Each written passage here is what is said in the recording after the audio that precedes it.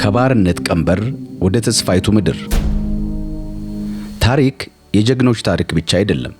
ታሪክ የእግዚአብሔር የታማኝነትና የኃይል ብርታት ታሪክ ጭምር እንጂ። ዛሬ በአሳፍ ቲዩብ ይዘንላችሁ የቀረብነው የሰው ልጅ ነጻነት ጥምና የመለኮት እጅ ጣልቃ ገብነት የታየበትን ታላቁ የፋሲካ ምስጢር የተገለጠበትን የነጻ መውጣት ታሪክ የሆነውን የዘጸአትን ጉዞ ነው። ለ400 ዓመታት የባርነት ሰንሰለት፣ የግርፋት ድምጽና የለቅሶ ጩኸት በግብጽ ምድር አስተጋባ። ተስፋ የቆረጡ ልቦች፣ የጠቆሩ ብዙ ቀናት። ነገር ግን እግዚአብሔር የሕዝቡን ጩኸት አልረሳም። ዛሬ የምንነግራችሁ ታሪክ ስለ አንድ ተራ ሰው ታሪክ አይደለም። ስለ ሙሴም ታሪክ አይደለም። የምንነግራችሁ በፈርዖን የጭካኔ ዙፋን ላይ ልዕለ ተፈጥሯዊ ኃይሉን ስለገለጠው ስለ እግዚአብሔር ክንድ ነው። ባህርን ስለከፈለው፣ ድንጋይን ውሃ ስላደረገውና ሰንሰለትን ሰባብሮ ስለጣለው የነጻነት አምላክ ነው። ዛሬ ላይ ተጨንቀሃል? መውጫ የሌለ የቀይ ባህር ግንብ ተጋርጦብሃል? የኋላ ታሪክ እያሳደደህ ነው? ጠላቶችህስ ሊወጡ ተቃርበዋል? ይህ የዘጸአት ታሪክ የሚያስተምረን አንድ እውነት አለ። እግዚአብሔር ውጣ ካለህ የሚከለክልህ ኃይል የለም። ባርነት ያበቃል፣ ቀንበር ይሰበራል። የተስፋይቱ ምድር ደግሞ ከፊታችን ናት። ዛሬ በዝርዝር የምናየው ይህ ታላቅ ጉዞ የእስራኤል ብቻ ሳይሆን እያንዳንዳችን የነጻነት ጉዞ የሚወክል ነው። ከግብጽ የጭቆና ምድር እስከ ሲና ተራራ ግርማ፣ ከመና ሰማያዊ ምግብ እስከ ከነዓን ወተትና ማር። ለመሆኑ እግዚአብሔር ሕዝቡን ነጻ ለማውጣት የተጠቀመባቸው 10ሩ ታምራት ምን ነበሩ? የኤርትራ ባህር ሲከፈል የነበረው ትዕይንት ምን ይመስላል? ወደዚህ አስደናቂ ታሪክ ከመግባታችሁ በፊት ለዚህ ቻናል አዲስ ከሆናችሁ ሰብስክራይብ በማድረግ ቤተሰብ እንድትሆኑ፣ ቪዲዮውን ላይክ በማድረግ ለሌሎች እንዲደርስ እንድታደርጉ በአክብሮት እንጠይቃለን። አሁን ወደ ነጻነቱ ጉዞ እንሂድ። ከግብጽ እስከ ተስፋይቱ ምድር ያለውን ጉዞ በእምነት እየተማርን አብረን እንቀጥላለን። እስከ መጨረሻ አብራችሁን ቆዩ። በዘጸአት ምዕራፍ 1 ላይ እስራኤላውያን በጭቆና ቀንበር ስር ወድቀው እንደዚህ እናገኛቸዋለን። ቤተሰቦቻቸውን ይዘው ከያዕቆብ ጋር ወደ ግብጽ የሄዱት የእስራኤል ልጆች ስሞች እነዚህ ናቸው። ይህ ታሪክ ወደ ኋላ መለስ ብለን እንድናስብ ያደርገናል። ምክንያቱም ያዕቆብ በልጁ በዮሴፍ አማካኝነት ወደ ግብጽ መውረዱን እናነባለን። ቤተሰቦቻቸውን ይዘው ከያዕቆብ ጋር ወደ ግብጽ የሄዱትን የእስራኤል ልጆች ስም እነዚህ ናቸው። በዚህ ክፍል ላይ ያዕቆብ በዮሴፍ አማካኝነት ወደ ግብጽ የወረደውን ታሪክ እናስታውሳለን። እነሱም ሮቤል፣ ስምዖን፣ ሌዊ፣ ይሁዳ፣ ይሳኮር፣ ዛብሎን፣ ቢንያም፣ ዳን፣ ንፍታሌም፣ ጋድና አሴር ናቸው። የያዕቆብ ዘር ጠቅላላ ብዛት 70 ሲሆኑ ዮሴፍ ግን ቀደም ብሎ በግብጽ ነበረ። ከዚህ በኋላ ዮሴፍና ወንድሞቹ ያም ትውልድ በሙሉ ሞቱ ይለናል። ይሁን እንጂ እስራኤላውያን እየወለዱ በዙ። ቁጥራቸውም እጅግ ከመጨመሩ የተነሳ የግብጽን ምድር ሞሏት። በግብጽም ስለ ዮሴፍ የማያውቅ አዲስ ንጉሥ ነገሰ ይለናል። እርሱም ሕዝቡን እንዲህ አላቸው፣ እነሆ እስራኤላውያን በቁጥር በልጠውናል፣ ከኛም ይልቅ እየበረቱ ነው። ቁጥራቸውስ እንዳይጨምር ጦርነት ቢነሳ ከጠላቶቻችን ጋር አብረው እንዳይወጉንና ከምድሪቱ ኮብልለው እንዳይሄዱ ዘዴ እንፈልግ በማለት የክፋት ሐሳብ ማሰብ ጀመረ። ስለዚህ ያስጨነቁ የግዳጅ ሥራ የሚያሰሯቸውን አሰሪ አለቆች ሾሙባቸው። እስራኤላውያንም ፊቶምና ራምሴ የተባሉ ከተሞችን ለፈርዖን ሰሩለት። ነገር ግን ባስጨነቋቸው መጠን የእግዚአብሔር የአምላካቸው ምሕረት ከነሱ ጋር ነውና የእስራኤላውያን ቁጥር እየበዛ ሄደ ይለናል። በምድሪቱም እየተስፋፉ ሄዱ። ከዚህም የተነሳ ግብፃውያኑ እስራኤላውያንን እጅግ ፈሯቸው። ጭካኔ በተሞላበት ሁኔታ ያሰሯቸው ጀመር። ጭቃ በማቡካት ጡብ በማሰራትና በእርሻም ሁሉ እያስጨነቁ ከባድ ሥራ እያሰሩ በማድረግ ሕይወታቸውን አስመረሩ። ግብፃውያኑ በሚያሰሯቸው ከባድ ሥራ ሁሉ ፈጽሞ አይራሩላቸውም ነበር። የግብፅም ንጉሥ ሲፓራ፣ ፉሃ የተባሉትን ዕብራውያን ሴቶች አዋላጆች እንዲህ አላቸው፣ የዕብራውያንን ሴቶች በማማጫው ድንጋይ ላይ በምታዋልዱበት ጊዜ የሚወለደው ሕፃን ወንድ ከሆነ ግደሉት፣ ሴት ከሆነች ግን በሕይወት ትኑር የሚል ትእዛዝ አዘዙ። አዋላጆቹ ግን እግዚአብሔርን ስለፈሩ የግብፅ ንጉሥ ያዘዛቸውን አልፈጸሙም ወንዶችንም ልጆች በሕይወት እንዲኖሩ ተዋቸው። ንጉሡም አዋላጆቹን ጠርቶ ለምንድነው ወንዶችን ልጆች በሕይወት እንዲኖሩ የተዋችኋቸው አላቸው።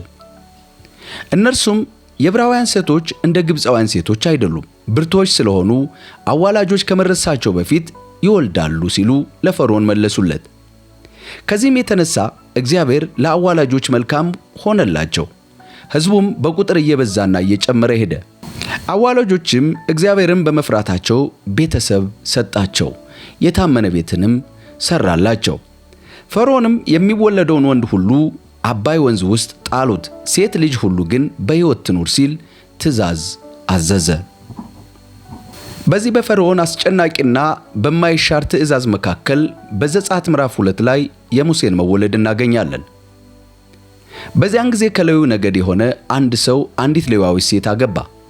እርሷም ጸንሳ ወንድ ልጅ ወለደች። ሕፃኑ መልከ መልካም መሆኑን ባየች ጊዜ 3 ወር ሸሸገችው። ከዚያ በላይ ልትሸሽገው ባልቻለች ጊዜ ግን የደንገል ቅርጫት ወሰደች፣ በዝፍጥና በቅጥር አለቀለቀችው። ሕፃኑንም በውስጡ አስተኝታ ቅርጫቱን አባይ ወንዝ ዳር ቄጠማ መካከል አስቀመጠችው። የሕፃኑ እህት የሚደርስበትን ነገር ለማወቅ ራቅ ብላ ቆማ ታይ ነበር። በዚህ ጊዜ የፈርዖን ልጅ ልትታጠብ ወደ አባይ ወንዝ ወረደች። በምትታጠብበትም ጊዜ ደንገጥሮቿ በወንዙ ዳር ወዲያና ወዲህ ይሉ ነበር።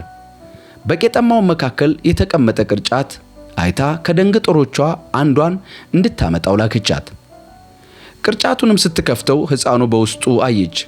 ያለቅስ ስለነበርም አዘነችለትና ከዕብራውያን ሕፃናት አንዱ መሆን አለበት አለች። የሕፃኑ እህት ለፈርዖን ልጅ ሕፃኑን እያጠባች የምታሳድግልሽ ከዕብራውያን ሴቶች መካከል ሞግዚት ላምጣልሽን አለቻት። የፈርዖን ልጅ መልካም ሂጂ አለቻት። ልጅቱም ሄዳ የሕፃኑን እናት ይዛ መጣች። የፈርዖንም ልጅ ሴቲቱን ይህንን ሕፃን ወስደሽ እያጠባሽ አሳድጊልኝ፣ ደሞሽን እከፍልሻለሁ አለቻት። ሴትዮዋም ሕፃኑን ወስዳ አሳደገችው። ይህ የእግዚአብሔር ጣልቃ ገብነት እጅግ የሚያስደንቅ ነው። እናቱ ደሞዝ እየተከፈላት ሙሴን ማሳደግ ያዘች። ሕፃኑም ባደገ ጊዜ ወደ ፈርዖን ልጅ አመጣችው። ልጇም ሆነ። እርሷም ከውሃ አውጥቼዋለሁና ስትል ስሙን ሙሴ ብላ ጠራቸው። ሙሴ ካደገ በኋላ አንድ ቀን ወገኖቹ ወደሚገኙበት ስፍራ ወጣ። በዚያም ተገደው ከባድ ሥራ ሲሰሩ ተመለከተ። ዕብራዊ ወገኑንም አንድ ግብፃዊ ሲደበድበው አየ። ሙሴ አካባቢውን ቃኝቶ ማንም አለመኖሩን ካረጋገጠ በኋላ ግብፃዊውን ገድሎ ባሸዋ ውስጥ ደበቀው። በማግስቱም በወጣ ጊዜ 2 ዕብራውያን እርስ በርሳቸው ሲጣሉ አየ። ጥፋተኛውንም የገዛ ወገንህን የምትመታው ለምንድን ነው አለው። ሰውየውም አንተ በእኛ ላይ ገዥና ዳኛ ማን አደረገህ? ግብፃውያንን እንደገደልኸው እኔን ልትገለኝ ትፈልጋለህ አለው። ሙሴም ለካስ ያደረግኩት ነገር ታውቋል በማለት ፈራ። በዚህ ቦታ ላይ በእኛ ላይ ገዥና ዳኛ የሚል ቃል ተጠቅመዋል። ይህ እግዚአብሔር ለሙሴ ያለውን ራእይና በሙሴ ላይ ሊገለጥ ያለውን መለኮታዊ ጥሪ በትንቢታዊ መልክ እየተናገሩ ነበር። ፈርዖንም ይህንን በሰማ ጊዜ ሙሴን ሊገድለው ፈለገ። ሙሴ ግን ከፈርዖን ሸሽቶ ወደ ምድያም ሄደ። በዚያም እንደደረሰ በአንድ የውሃ ጉድጓድ አጠገብ ተቀመጠ። የምድያም ካህን 7 ሴቶች ልጆች ነበሩት። እነርሱም ወደ ውሃ ጉድጓድ መጥተው የአባታቸውን በጎች ውሃ ለማጠጣት ገንዳውን ሞሉ። እረኞችም መጥተው ሴቶችን ሲያባርሯቸው ሙሴ ከተቀመጠበት ተነስቶ ተከላከለላቸው፣ በጎቻቸውንም አጠጣላቸው። ሴቶቹንም ወደ አባታቸው ወደ ራጉኤል በተመለሱ ጊዜ ዛሬስ ያለ ወትሯችሁ እንዴት ፈጥናችሁ ተመለሳችሁ አላቸው። እነርሱም አንድ ግብፃዊ ከእረኞች እጅ አዳነን፣ እንዲያውም ውሃ ቀርቶ በጎቻችንን አጠጣልን አሉት። አባታቸውም ሴቶችን ልጆች የት አለ? ለምን ትታችሁት መጣችሁ? ጥሩትና አብሮን እንጀራ ይብላ አላቸው። ሙሴም ከሰውየው ጋር ለመኖር ተስማማ። ራጉኤልም ልጁን ሲጳራን ዳረለት። ሲጳራም ወንድ ልጅ ወለደች። ሙሴም በባዕድ ምድር መጻተኛ ነኝ ሲል የልጁን ስም ጌርሳም ብሎ ጠራው። ከብዙ ዓመት በኋላ የግብፅ ንጉሥ ሞተ። እስራኤላውያንም በባርነት ከደረሰባቸው ግፍ የተነሳ ይጮኹ ነበር። ከባርነት ቀንበር ለመላቀቅ ያሰሙት ጩኸት ወደ እግዚአብሔር ደረሰ። እግዚአብሔርም የጩኸታቸውን ሲቃ ሰማ። ከአብርሃም ከይስሐቅና ከያዕቆብ ጋር የገባውን ቃል ኪዳን አሰበ። እግዚአብሔርም እስራኤላውያንን ተመለከተ፣ ስለ እነርሱም ገደደው። በዘጸአት ምዕራፍ 3 ላይ ሙሴ የሚነድ ቁጥቋጦ የተመለከተበትን መለኮታዊ ትዕይንት እናገኛለን። አንድ ቀን ሙሴ ሚዲያም ካህን የሆነውን የአማቱን የዮተርን በጎችና ፍየሎች እየጠበቀ ሳለ መንጋውን እየነዳ ወደ ምድረ በዳ ዳርቻ አምርቶ የእግዚአብሔርን ተራራ ተብሎ ወደሚጠራው ወደ ኮሬብ ቀረበ። እዚያም የእግዚአብሔር መልአክ በቁጥቋጦ ውስጥ በሚንቀለቀል የእሳት ነበልባል መካከል ተገለጠለት። ሙሴም ቁጥቋጦ በእሳት ቢያያዝም እንኳ አለመቃጠሉን አየ። ሙሴ ቁጥቋጦው ለምን እንዳልተቃጠለ ቀረብ ብሎ ይህንን አስገራሚ ነገር ልመልከት አለ። ሙሴ ሁኔታውን ለመመልከት መቅረቡን እግዚአብሔር ባየ ጊዜ ከቁጥቋጦው ውስጥ እግዚአብሔር ሙሴ ሙሴ ብሎ ጠራው። ሙሴም አቤት እነሆኝ አለ። እግዚአብሔርም ወደዚህ እንዳትቀርብ፣ ይህ የቆምህባት ምድር የተቀደሰች ስለሆነች ጫማህን አውልቅ አለው።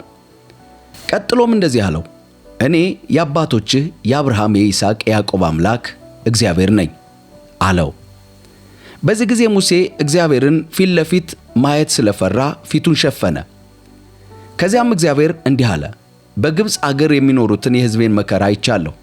ከአሰሪዎቻቸው ጭካኔ የተነሳ የሚያሰሙትን ጩኸት ሰምቻለሁ፣ ስቃያቸውንም ተረድቻለሁ። ስለዚህ ከግብፃውያን እጅ ልትታደጋቸውና ማርና ወተት ወደምታፈሰው ሰፊና ለም ወደ ሆነችው ወደ ከነዓን ኬጢያውያንን፣ አሞራውያንን፣ ፌርዛውያንን፣ ኢያውያንንና ኢያቡሳውያን ምድር ላወጣቸው ወርጃለሁ። አሁንም የእስራኤል ልጆች ጩኸት ወደ እኔ ደርሷል። ግብፃውያን የሚያደርሱባቸውን ግፍ አይቻለሁ። በል እንግዲህ ና፣ ሕዝቤን የእስራኤልን ልጆች ከግብፅ ምድር እንድታወጣ ወደ ፈርዖን እልክሃለሁ አለው። ሙሴም እግዚአብሔርን ወደ ፈርዖን የሚሄድ የእስራኤልን ልጆች ከግብፅ የማወጣ እኔ ማን ነኝ አለ። እግዚአብሔርም እኔ ካንተ ጋር እሆናለሁ፣ እኔ ላኩህ ለመሆኑ ምልክት ይህ ነው፣ ሕዝቡን ከግብፅ ካወጣቸው በኋላ በዚህ ተራራ ላይ እግዚአብሔርን ታመልካላችሁ አለው።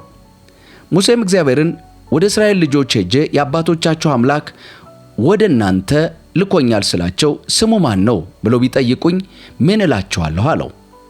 እግዚአብሔርም ሙሴን እኔ ያለሁና የምኖር ነኝ፣ ስለዚህ ያለና የሚኖር ልኮኛል ብለህ ንገራቸው አለው። ደግሞም እግዚአብሔር ሙሴን የአባቶቻችሁ የአብርሃም አምላክ የይስሐቅ አምላክ የያዕቆብ አምላክ የሆነው እግዚአብሔር ወደ እናንተ ልኮኛል፣ ስሜም ለዘላለም ይኸው ነው፣ ወደፊትም በተከታይ በሚነሳው ትውልድ ሁሉ የምታሰበው በዚህ ስም ነው ብለህ ለእስራኤል ልጆች ንገራቸው አለው። ሂድና የእስራኤልን አለቆች ሰብስብ፣ የአባቶቻችሁ የአብርሃም የይስሐቅና የያዕቆብ አምላክ የሆነው እግዚአብሔር ተገለጠልኝና እንዲህ አለኝ፣ ጎበኛችኋለሁ፣ በግብፅም የደረሰባችሁን አይቻለሁ። ስለዚህ በግብፅ ከምትቀመጡበት መከራ አውጥቼ ማርና ወተት ወደምታፈሰው ወደ ከነዓናውያን፣ ወደ ኬጢያውያን፣ ወደ አሞራውያን፣ ወደ ፌርዛውያን፣ ወደ ኢያውያን፣ ወደ ኢያቡሳውያን ምድር አገባችኋለሁ ብሏል ብለህ ንገራቸው አለኝ። የእስራኤል አለቆችም ይሰሙሃል። አንተና የእስራኤል አለቆች ወደ ግብፅ ንጉሥ ትሄዱና የዕብራውያን አምላክ እግዚአብሔር ተገለጠልን፣ ስለዚህም ወደ ምድረ በዳ የ3 ቀን መንገድ ተጉዘን ለአምላካችን ለእግዚአብሔር መሥዋዕት እንድናቀርብ ፍቀድልን ብላችሁ ትነግሩታላችሁ። የግብፅ ንጉሥ ግን በኃይል ክንድ ካልተገደደ በስተቀር መቼም እንደማይለቃችሁ አውቃለሁ። ስለዚህ እኔ እጅግ ድንቅ የሆነ ታምራቶችን እዚያው በመካከላችሁ በማድረግ ክንዴን ዘርግቼ ግብፃውያንን እመታቸዋለሁ፣ ከዚያም በኋላ እንድትሄዱ ይለቃችኋል አላቸው። ይህ ሕዝብ በግብፃውያን ዘንድ የመወደድ ጸጋ እንዲያገኝ ስለማደርግ በምትወጡበት ጊዜ ባዶ እጃችሁን አትሄዱም። እያንዳንዱ ዕብራዊ ከጎረቤቶቿ ይሁን አብራት ከምትኖረው ግብፃዊት የብርና የወርቅ ጌጣጌጦችን እንደዚሁም ልብስ እንድትሰጣት ትጠይቅ። እነዚህንም ሁሉ ወስዳችሁ ወንዶችና ሴቶች ልጆቻችሁን ታስጌጧቸዋላችሁ፣ ታለብሷቸውም አላችሁ። በዚህም መንገድ የግብፃውያን ሀብት በእጃችሁ አግብታችሁ ትወጣላችሁ አላቸው። በዘጸአት ምዕራፍ 4 ለሙሴ የተሰጡ ምልክቶች እናገኛለን። ሙሴም ባያምኑኝስ ቃሌም ባይቀበሉስ እግዚአብሔር አልተገለጠልህም ቢሉኝስ ብሎ መለሰ። እግዚአብሔርም በእጄ ያዝካት እርሷ ምንድናት ሲል ጠየቀው። እርሱም መልሶ በትር ናት አለው። እግዚአብሔርም መሬት ላይ ጣላት አለው። ሙሴም በትሩን መሬት ላይ ጣላት፣ እባብም ሆነች፣ ካጠገቧም ሸሸ። እግዚአብሔር ሙሴን በል እጅህን ዘርጋና ጅራቷን ያዛት አለው። ሙሴም እጁን ዘርግቶ ሲይዛት እባቧ ተመልሳ በእጁ ላይ እንደገና በትር ሆነች። እግዚአብሔርም ይህ የሆነው የአባቶቻችን አምላክ የአብርሃም አምላክ የይስሐቅ አምላክ የያዕቆብ አምላክ እግዚአብሔር የተገለጠልህ መሆኑን እንዲያምኑ ነው አለው። እግዚአብሔርም ደግሞ እጅህን ብብትህ ውስጥ አስገባ አለው። ሙሴም እጁን ብብቱ ውስጥ አስገባ። ከብብቱም ውስጥ ባወጣ ጊዜ እጁ እንደ በረዶ ለምጽ ሆነች። አሁንም ደግሞ እጅህን ወደ ብብትህ መልስ አስገባ አለው። ሙሴም እጁን መልሶ ብብቱ ውስጥ አስገባ። እንደገናም እጁ ከብብቱ ውስጥ ባወጣ ጊዜ ተመልሳ እንደ ሌላው የሰውነቱ ክፍል ሆነች። እግዚአብሔርም እንዲህ ባያምኑህ ወይም የመጀመሪያውን ታምራት ምልክት ባይቀበሉ እንኳ ሁለተኛውን ያምናሉ አለው። እነዚህን ሁለት ምልክቶች ባያምኑ ወይም ቃልህን ባይቀበሉ ግን ከአባይ ወንዝ ጥቂት ውሃ ወስደህ በደረቅ ምድር ላይ አፍስሰው፣ ከወንዙም ቀርተህ ያፈሰስከውን ውሃ በምድር ላይ ደም ይሆናል አለው። ሙሴም እግዚአብሔርን ጌታ ሆይ ቀድሞም ሆነ አንተ ከባሪያ ጋር ከተነጋገር ወዲህ ከቶ አንደበተ ርቱዕ ሰው አይደለሁም፣ እኔ ኮልታፋና ንግግር የማልችል ሰው ነኝ አለው። እግዚአብሔርም ሙሴን ለሰው አንደበቱን የሰጠው ማን ነው? ሰውን ደንቆሮ ወይም ድዳ የሚያደርገው ማን ነው? ዓይን የሚሰጥ ወይም ዕውር የሚያደርግስ ማን ነው? እኔ እግዚአብሔር አይደለሁምን? በል አሁን ሂድ፣ እኔ እንድትናገር አደርግሃለሁ፣ የምትናገረውንም አስተምርሃለሁ አለው። ሙሴ ግን ጌታ ሆይ እባክህ ሌላ ሰው ላክ አለው። በዚህ ጊዜ የእግዚአብሔር ቁጣ በሙሴ ላይ ነደደ። ሌዋዊው ወንድምህ አሮን አለ አይደለምን? እርሱ ጥሩ እንደሚናገር አውቃለሁ። እንዲያውም አሁን ወደ አንተ እየመጣ ነው። በሚያይህም ጊዜ ከልቡ ደስ ይለዋል። ለእርሱ ትነግረዋለህ፣ የሚናገራትንም ቃላት ባንደበቱ ታኖራለህ። ሁለታችሁም በትክክል እንድትናገሩ እረዳችኋለሁ፣ ምን ማድረግ እንዳለባችሁ አስተምራችኋለሁ አለው። አንተ እንደ አምላኩ ሆነህ ትነግረዋለህ፣ እርሱ እንደ አንደበት ሆኖ ለሕዝቡ ይነግርልሃል አለው። ታምራዊ ምልክት እንድታሳይባት ይህችን በትር በእጅህ ይዘህ ሂድ። ሙሴም ወደ አማቱ ወደ ዮቶር ተመለሰና ሄደ። ወገኖቼ እስካሁን በሕይወት መኖራቸውን አይ ዘንድ ወደ ግብፅ ተመልሼ እንድሄድ እባክህ ፍቀድልኝ አለው። ዮቶርም ሂድ በሰላም ያግባህ አለው። ሙሴ በሚዲያም ሳለ እግዚአብሔር አንተን ሊገድሉህ የሚፈልጉ ሰዎች ሁሉ ሞተዋልና ተመልሰ ወደ ግብፅ ሂድ አለው። ስለዚህ ሙሴ ሚስቱንና ልጁን በአህያ ላይ አስቀምጦ ወደ ግብፅ አገር መመለስ ጀመረ። የእግዚአብሔርንም በትር በእጁ ይዞ ነበር። እግዚአብሔርም ሙሴን እንዲህ አለው፣ ወደ ግብፅ በምትመለስበት ጊዜ በሰጠው ኃይል የምትሰራቸውን ታምራት ሁሉ በፈርዖን ፊት መፈጸም እንዳለብህ አትዘንጋ። እኔ ግን ሕዝቡን እንዳይለቅ ልቡን አደነድነዋለሁ። ስለዚህ ለፈርዖን እንዲህ በለው፣ እግዚአብሔር እንዲህ ይላል፣ እስራኤል የበኩር ልጄ ነው፣ ያመልከኝ ዘንድ ልጄን ልቀቀው ብዬህ ነበር። አንተ ግን እንዳይሄድ ከለከልኸው። ስለዚህ የበኩር ልጅህን እገድላለሁ። ሙሴም በጉዞ ላይ ሳለ በእንግዳ ማረፊያ ስፍራ ውስጥ ሳለ እግዚአብሔር አግኝቶት ሊገድለው ፈልጎ ነበር። ሚስቱም ሲጳራ ግን ስለታም ባልጩት ወስዳ ልጇን ገረዘችው። በሸለፈቱ የሙሴን እግር በመንካት አንተ ለኔ የደም ሙሽራ ነህ አለችው። ስለዚህም እግዚአብሔር ተወው። አንተ የደም ሙሽራ ነህ ያለችውም በግርዛቱ ምክንያት ነው። እግዚአብሔር አሮንን ሙሴን እንድታገኘው ወደ ምድረ በዳ ሄድ አለው። እርሱም ሙሴን በእግዚአብሔር ተራራ አገኘው፣ ሳመውም። ሙሴም እግዚአብሔር እንዲናገር የላከውን ቃል በሙሉና እንዲፈጽማቸው ስላዘዘው ታምራዊ ምልክቶች ሁሉ ለአሮን ነገረው። ሙሴና አሮን ሄዱና የእስራኤልን ሕዝብ አለቆች በአንድነት ሰበሰቡ። አሮንም እግዚአብሔር ለሙሴ የነገረውን ቃል በሙሉ ነገራቸው። ታምራቱን በሕዝቡ ፊት አደረገ። ሕዝቡ አመኑ። እግዚአብሔር ስለ እነርሱ የሚገደው መሆኑንና መከራቸውን ማየቱን በሰሙ ጊዜ ተንበርክከው በመስገድ እግዚአብሔርን አመለኩት። በዘጸአት ምዕራፍ 5 ፈርዖን የእስራኤልን ሕዝብ እነሆ ጫናውን እያከበደና መከራቸውን እየጨመረባቸው የሄደበትን ታሪክ እናገኛለን። ከዚህ በኋላ ሙሴና አሮን ወደ ፈርዖን ሄደው የእስራኤል አምላክ እግዚአብሔር በምድረ በዳ በዓል እንዲያደርግልኝ ሕዝቤን ልቀቅ ይላል አሉት።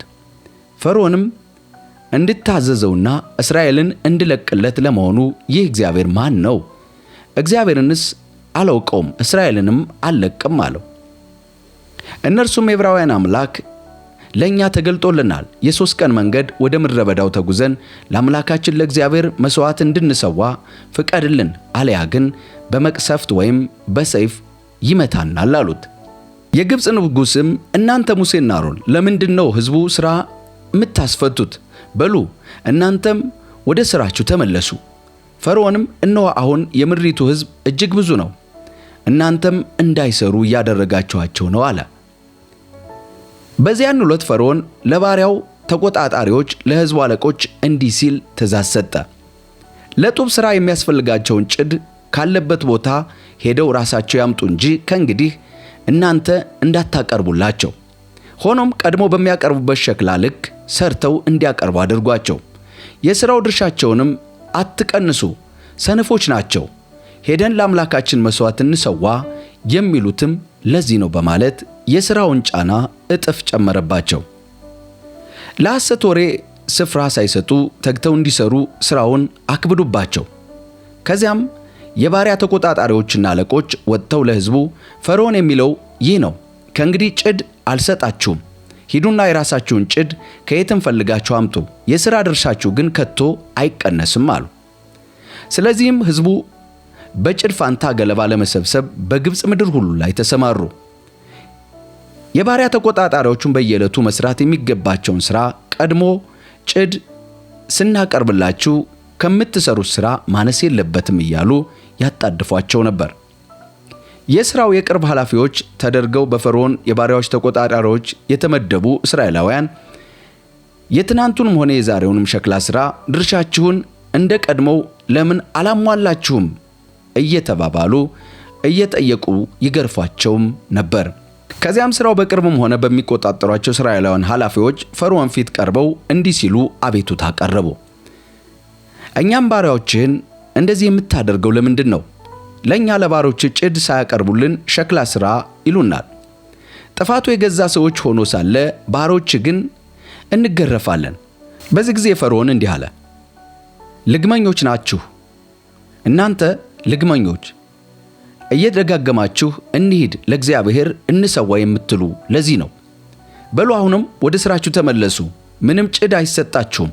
ያም ሆኖ ግን የተመደበላችሁን ሸክላ ማምረት አለባችሁ አላቸው። እስራኤላውያን ኃላፊዎችም በየቀኑ የምትሰሩት ሸክላ ቁጥር ቀድሞ ከሚሰሩት ሸክላ ማነስ የለበትም ተብሎ ሲነገራቸው ችግር ላይ መውደቃቸውን ተረዱ። ከፈርዖን ዘንድ እንደተመለሱ ሲጠብቋቸው የነበሩትን ሙሴንና አሮንን አገኟቸው። እግዚአብሔር ይላችሁ ይፍረድባችሁም፣ ፈርዖንና ሹማምንቱ እንዲጠየፉን አደረጋችሁ፣ እንዲገድሉን በእጃቸው ሰይፍ ሰጣችኋቸው አሏቸው። ሙሴም ወደ እግዚአብሔር ተመልሶ አቤቱ ጌታ ሆይ በዚህ ሕዝብ ላይ መከራ ያመጣኸው ለምንድን ነው? የላከኝስ ለዚህ ነው? በአንተ ስም እናገር ዘንድ ወደ ፈርዖን ከመሄድበት ጊዜ ጀምሮ እነርሱ በዚህ ሕዝብ ላይ አበሳ አምጥቷል። አንተም ሕዝብን ከቶ አልታደግከውም በማለት ጸለየ። ከዚያም እግዚአብሔር ሙሴን አሁን በፈርዖን ላይ የማደርገውን ታያለህ፣ ከኃያሉ እጄ የተነሳ ከአገሩ ያስወጣችኋል አለው። እግዚአብሔርም ሙሴን አለው፣ እኔ እግዚአብሔር ነኝ፣ ሁሉን የሚችል አምላክ ሆኜ ለአብርሃም፣ ለይስሐቅ፣ ለያዕቆብ ተገለጥሁላቸው። ነገር ግን እግዚአብሔር በተባለው ስሜ ራሴን አልገለጥሁላቸውም። በእንግድነት የሚኖሩበት የከነዓን ምድር እንድሰጣቸው ከእነርሱ ጋር ቃል ኪዳን ገብቻለሁ። ደግሞም በግብፃውያን ስር በባርነት ሆነው ያሰሙትን የእስራኤላውያንን የስቃይ ድምፅ ሰምቻለሁ፣ ኪዳኔንም አስታውሻለሁ። ስለዚህ ለእስራኤላውያን እንዲህ በላቸው፣ እኔ እግዚአብሔር ነኝ፣ ከግብፃውያን ቀንበር አወጣችኋለሁ፣ ለእነርሱም ባሪያ ከሆነችውበት ነፃ አወጣችኋለሁ፣ በተዘረጋች ክንድና በታላቅ ፍርድ እቤዣችኋለሁ፣ የራሴ ሕዝብ አደርጋችኋለሁ፣ እኔ አምላክ እሆናችኋለሁ፣ ከግብፃውያንም ቀንበር ያላቀቅኋችሁን እግዚአብሔር አምላክ መሆኔን ታውቃላችሁ አለ። ከዚያም ለአብርሃም፣ ለይስሐቅ፣ ለያዕቆብ እሰጣችኋለሁ ብዬ ወደ ማልሁባቸው ምድር አወጣችኋለሁ፣ ርስት አድርጌ እሰጣችኋለሁ፣ እኔ እግዚአብሔር ነኝ። ሙሴ ይህንን ለእስራኤላውያን ነገራቸው። ተስፋ ከመቆረጣቸውና ካስከፊ አሰሪዎቻቸው የተነሳ ግን አላዳመጡትም። ከዚህም እግዚአብሔር ሙሴን እንዲህ አለው፣ ሂድና ለግብፅ ንጉሥ ለፈርዖን እስራኤላውያን ከአገሩ እንዲወጡ ይፈቅድላቸው ዘንድ ንገረው። ሙሴ ግን እግዚአብሔርን እስራኤላውያን ያልሰሙኝ ፈርዖን እንዴት ይሰማኛል? እኔ ራሴ ተብታባ ሰው ነኝ አለው። በዚህ ሁኔታ እግዚአብሔር ስለ እስራኤላውያንና ስለ ግብፅ ንጉሥ ስለ ፈርዖን ለሙሴና ለአሮን ነገራቸው። እስራኤላውያንንም ከግብፅ እንዲያወጡ አዘዛቸው። እነዚሁ አሮንና ሙሴን ነበሩ። ስለ እስራኤላውያን ከግብፅ መውጣት የግብፅ ንጉሥ ፈርዖን ያናገሩት እነዚሁ ነበሩ። እግዚአብሔር ሙሴን በግብፅ በተናገረው ጊዜ እንዲህ አለው፣ እኔ እግዚአብሔር ነኝ። የነገርሁህ ሁሉ ለግብፅ ንጉሥ ለፈርዖን ንገረው። ሙሴ ግን እግዚአብሔርን እንዲህ አለው፣ ፈርዖን ምን ብሎ ይሰማኛል? አንደበቴ ኩልታፋ ነው አለ። በዘጸአት ምዕራፍ 7 ላይ እግዚአብሔር ሙሴን እንዲህ አለው፣ ልብ በል እኔ አንተን ለፈርዖን እንደ አምላክ አድርጌሃለሁ። ወንድምህ አሮን ያንተ ነቢይ ይሆናል። እኔ የማዝህን ሁሉ ትናገራለህ። ወንድምህ አሮን እስራኤላውያንን ከአገሩ እንዲወጡ ይለቃቸው ዘንድ ለፈርዖን ይነግረዋል። እኔ ግን የፈርዖንን ልብ አደነድናለሁ። ታምራዊ ምልክቶችንና ድንቆችን በግብፅ ላይ በብዛት በማደርግ ጊዜ እንኳ አይሰማችሁም። ከዚያም እጄን በግብፅ ላይ አደርጋለሁ። በኃያል ፍርድ ሰራዊትን ሕዝቤን እስራኤላውያንን አወጣለሁ። እጄ በግብፅ ላይ ትዘረጋለች። እስራኤላውያንም ከዚያ ሳወጣ ግብፃውያን እኔ እግዚአብሔር መሆኔን ያውቃሉ። ሙሴና አሮን እግዚአብሔር እንዳዘዛቸው አደረጉ። ፈርዖንን ባነጋገሩበት ጊዜ ሙሴ ዕድሜው 80 ዓመት ነበር። አሮን ደግሞ 83 ዓመት ነበር። እግዚአብሔር ሙሴና አሮንን እንዲህ አላቸው፣ ፈርዖን ታምር አሳዩኝ ባላችሁ ጊዜ አሮን እንዲህ በለው፣ በትርህን ውሰድና በፈርዖን ፊት ጣላት፣ ከዚያም እባብ ትሆናለች። ስለዚህ ሙሴና አሮን ወደ ፈርዖን ሄደው እግዚአብሔር እንዳዘዛቸው አደረጉ። አሮን በትሩን በፈርዖን በሹማምንቱ ፊት ጣላት። ከዚያም ፈርዖን ጠቢባንና መተተኞችን ጠራ። የግብፅን ማስማተኞች በድብቅ ጥበባቸውን ያነኑ አደረጉ። እያንዳንዱም የያዛትን በትር ጣለ፣ እባብም ሆነች። ነገር ግን የአሮን በትር የእነርሱን በትሮች ዋጠች። ሆኖም የፈርዖን ልብ ደነደነ፣ እግዚአብሔር ተናግሮ እንደነበረም አላዳመጣቸውም። በመቀጠል የደም መቅሰፍትን እንመለከታለን ከቁጥር 14 ጀምሮ። ከዚያም እግዚአብሔር ሙሴን እንዲህ አለው፣ የፈርዖን ልብ ደነደነ፣ ሕዝቡንም ለመልቀቅ አልፈቀደም። ወደ ውሃ በምትሄድበት ጊዜ ማልደህ ወደ ፈርዖን ሂድ፣ እንደምታገኘውም በአባይ ዳር ተጠባበቅ። ወደ እባብ ተለውጣ የነበረችውንም በትር በእጅህ ያዝ። ከዚያም እንዲህ በለው፣ የዕብራውያን አምላክ እግዚአብሔር ሕዝቤን በምድረ በዳ ያመልከኝ ዘንድ እንዲሄድ ልቀቃቸው ብዬ እንድነግርህ ላከኝ። አንተ ግን እስካሁን ድረስ እሺ አላልህም። እግዚአብሔር የሚለው ይህ ነው፣ እኔ እግዚአብሔር እንደሆንሁ በዚህ ታውቃለህ። እይ፣ በዚች በእጄ በያዝኳት በትር የአባይን ወንዝ እመታለሁ፣ ወደ ደምም ይለወጣል አለው። በአባይ ወንዝ ውስጥም ያለ ዓሣ ይሞታል፣ ወንዙም ይከረፋል፣ ግብፃውያንም ውሃውን መጠጣት አይችሉም። እግዚአብሔር ሙሴን አለው፣ አሮን በትርን ውሰድና በግብፅ ውኆች ላይ ይኸው በምንጮች፣ በቦዮች፣ በኩሬዎች፣ በውሃ ማጠራቀሚያዎች ላይ እጅህን ዘርጋ ብለህ ንገረው አለው። ወደ ደምም ይለወጣሉ። ከእንጨትና ከድንጋይ በተሰሩ ውሃ መያዣዎች ውስጥ ሳይቀር በግብፅ ምድር ደም በየቦታው ሆናል። ሙሴና አሮን እግዚአብሔር እንደተናገራቸው አደረጉ። እርሱም በንጉሡና በሹማምንቱ ፊት በትሩን አንስቶ የአባይን ወንዝ ውሃ መታ፣ ውሃውም በሙሉ ወደ ደም ተለወጠ። በአባይ ያሉ ዓሦች ሞቱ። ወንዙም ከመከርፋቱ የተነሳ ግብፃውያኑ ውሃውን ሊጠጡት አልቻሉም። በግብፅ ምድር ሁሉ ላይ ደም ነበረ። የግብፅ አስማተኞች በድብቅ ጥበባቸው ተመሳሳይ ነገር አደረጉ። የፈርዖን ልብ ደነደነ። ልክ እግዚአብሔር እንደተናገረው ሙሴና አሮንን አልሰሟቸውም። ተመልሶ ወደ ቤተ መንግሥቱ ገባ እንጂ ይህንን ከቁም ነገር አልቆጠረውም። ግብፃውያን ሁሉ ከወንዙ ውሃ መጠጣት ባለመቻላቸው ውሃ ለማግኘት የአባይን ዳር ይዘው ጉድጓድ ቆፈሩ። እግዚአብሔር አባይን ከመታ 7 ቀን አለፈ። በቁጥር 8 ላይ የምናገኘው የጓጉንቸር መቅሰፍት እናገኛለን። ከዚያም እግዚአብሔር ሙሴን አለው፣ ወደ ፈርዖን ዘንድ ሄደህ እንዲህ በለው፣ እግዚአብሔር የሚለው ይህ ነው፣ እኔ ያመልከኝ ዘንድ ሕዝቤን ልቀቅ።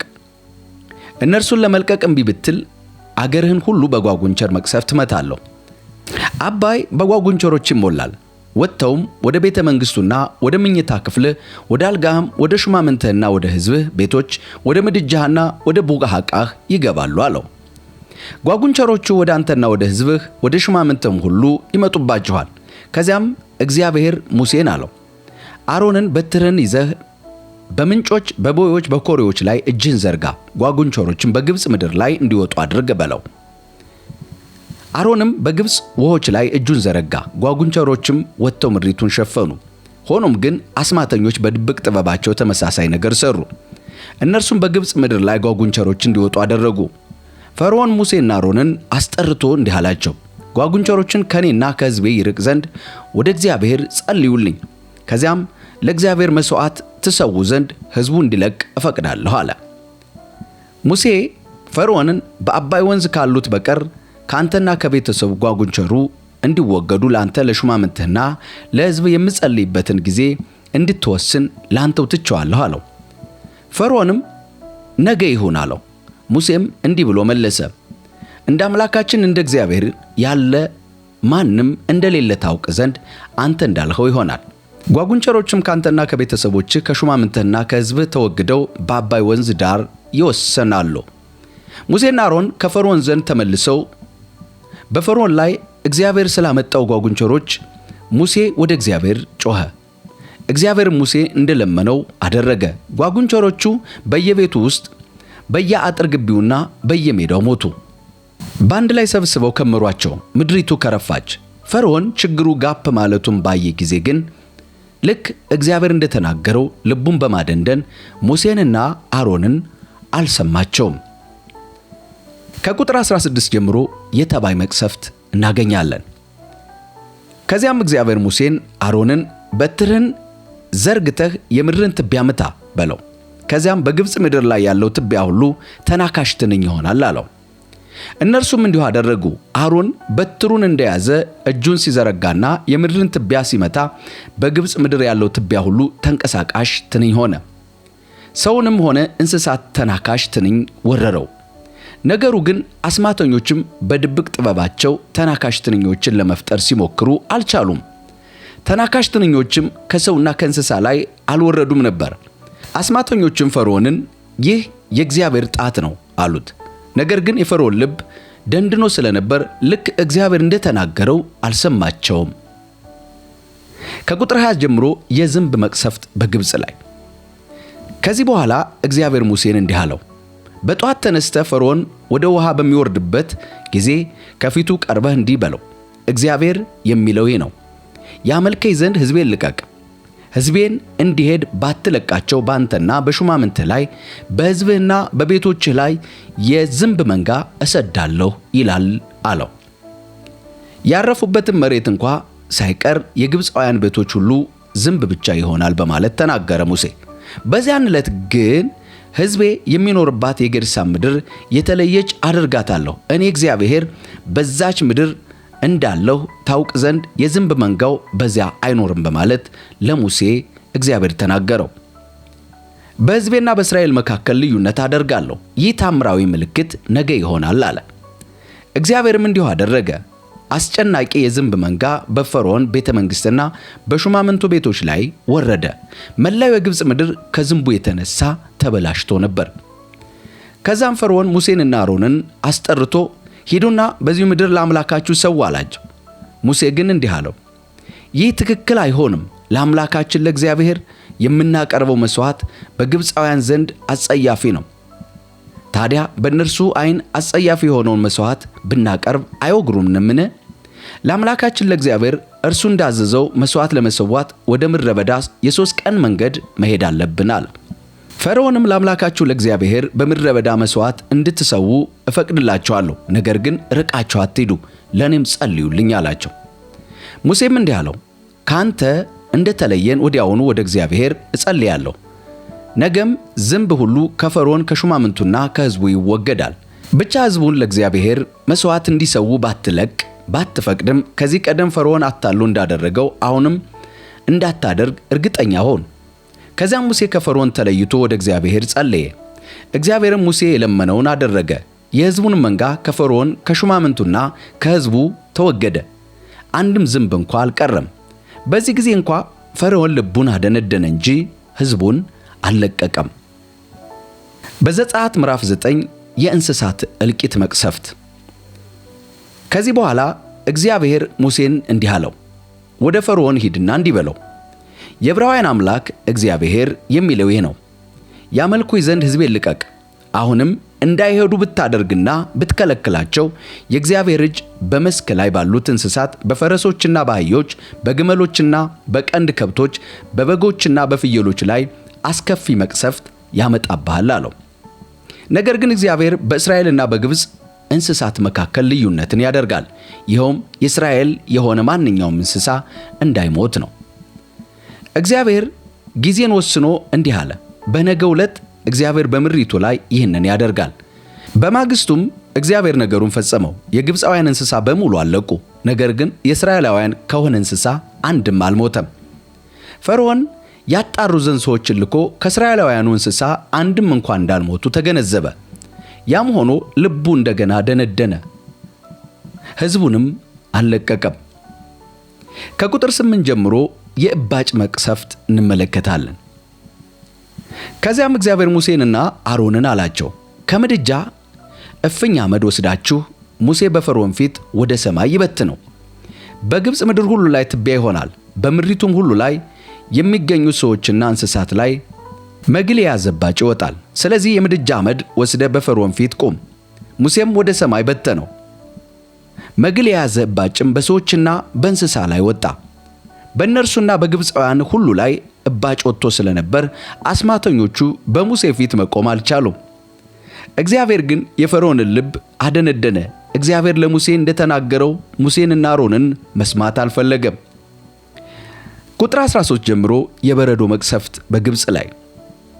ከዚያም እግዚአብሔር ሙሴን እንዲህ አለው፣ ማልደህ በጧት ተነሳ፣ ከፈርዖን ፊት ቀርበህ እንዲህ በለው፣ የዕብራውያን አምላክ እግዚአብሔር የሚለው ይህ ነው፣ ያመልኩኝ ዘንድ ሕዝቤን ልቀቅ፣ አልያ ባንተ በሹማምንትህና በሕዝብ ላይ የመቅሰፍቴን መዓት ሁሉ አሁን አወርድብሃለሁ። ይኸውም በምድር ሁሉ እንደኔ ያለ አምላክ እንደሌለ ታውቅ ዘንድ ነው አለው። ይሁን እንጂ አሁንም እጄን ዘርግቼ አንተንና ሕዝብህን ከገጸ ምድር ሊያጠፋችሁ በሚችል መቅሰፍት በመታዋችሁ ነበር። ነገር ግን ኃይሌን እንዳሳይህና ስሜ በምድር ዙሪያ ሁሉ ላይ እንዲታወቅ ለዚህ አስነስቼሃለሁ። እስካሁንም በሕዝቤ ላይ እንደተነሳህ ነው፣ ይሄዱም ዘንድ አትለቃቸውም። ስለዚህ ነገ በዚህ ጊዜ ከተመሰረተችበት ጊዜ ጀምሮ እስካሁን ድረስ በግብፅ ላይ ወርዶ የማያውቅ አስከፊ የበረዶ ማዕበል አመጣለሁ። ከብቶችና በመስክ ላይ ያለ ማንኛውም ነገር ወደ መጠለያ ይገቡ ዘንድ አሁን ትእዛዝ ስጥ። ምክንያቱም በረዶው ወደ መጠለያ ባልገቡትና በመስክ ላይ በቀሩት በማንኛውም ሰውና እንስሳ ላይ ወርዶባቸው ስለሚሞቱ ነው አለው። የእግዚአብሔርንም ቃል የፈሩ የፈርዖን ሹማምንት ባሮችና ከብቶቻቸውን ለማስገባት ተጣደፉ። የእግዚአብሔርን ቃል ችላ ያሉት ግን ባሮቻቸውና ከብቶቻቸው በመስክ ላይ እንደነበሩ ተዋቸው። ከዚያም እግዚአብሔር ሙሴን በመላይቱ የግብፅ ምድር ባሉ ሰዎች በእንስሳትና እንዲሁም በምድሪቱ ላይ በሚበቅሉ ነገሮች ሁሉ ላይ በረዶ እንዲወርድ እጅህን ወደ ሰማይ አንሳ አለው። ሙሴም በትሩን ወደ ሰማይ ባነሳ ጊዜ እግዚአብሔር ነጎድጓድና በረዶ አወረደ፣ መብረቅም በምድሪቱ ላይ ሆነ። እግዚአብሔርም በግብፅ ምድር በረዶ አዘነበ፣ በረዶ ወረደ፣ መብረቅንም አብረቀረቀ።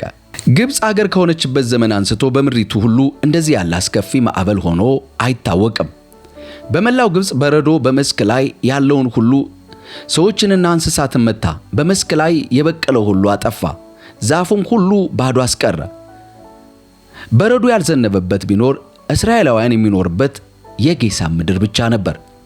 ከዚያም ፈርዖን በሙሴና በአሮን አስጠራ፣ እንዲህም አላቸው፣ አሁንም በድያለሁ። እግዚአብሔር ትክክል ነው፣ እኔና ሕዝቤ ግን ስተናል።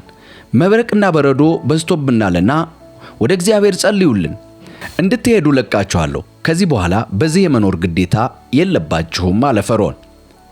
ሙሴም መልሶ ከከተማዋ በወጣው ጊዜ እጆችን ለጸሎት ወደ እግዚአብሔር እዘረጋለሁ፣ አንተም ምድር የእግዚአብሔር እንደሆነች ታውቅ ዘንድ መብረቁን ያቆማል፣ ከእንግዲህ በኋላ በረዶ አይሆንም አለው። ሆኖም አንተና ሹማምንትህ ሁሉ ቢሆን እግዚአብሔር አምላክን እንደማትፈሩ አውቃለሁ። በዚህ ወቅት ላይ በግብፅ ምድር ተልባው አብቦ ገብሱም ፍሬ ይዞ ስለነበር ተልባውና ገብሱ ከጥቅም ውጭ ሆነ። ስንዴውና አጃው ግን በዚያ ወቅት ባለማፍራቱ አልጠፋም ነበር። ከዚያም ሙሴ ከፈርዖን ተለይቶ ከከተማው ወጣ፣ እጁንም ወደ እግዚአብሔር ዘረጋ፣ ነጎድጓድና በረዶም ቆመ። ዝናቡም በምድሪቱ ላይ መዝነቡን አቆመ። ፈርዖንም ዝናቡ በረዶና ነጎድጓዱ መቆሙን ባየ ጊዜ እንደገና በደለ። እርሱና ሹማምንቱ ልባቸውን አደነደኑ። ስለዚህ የፈርዖን ልብ ደነደነ። እግዚአብሔር ለሙሴ እንደተናገረው እስራኤላውያንን ይሄዱ ዘንድ አልለቃቸውም አለ። በዘጸአት ምዕራፍ 10 ላይ የአንበጣ መንጋ መቅሰፍትን እንመለከታለን።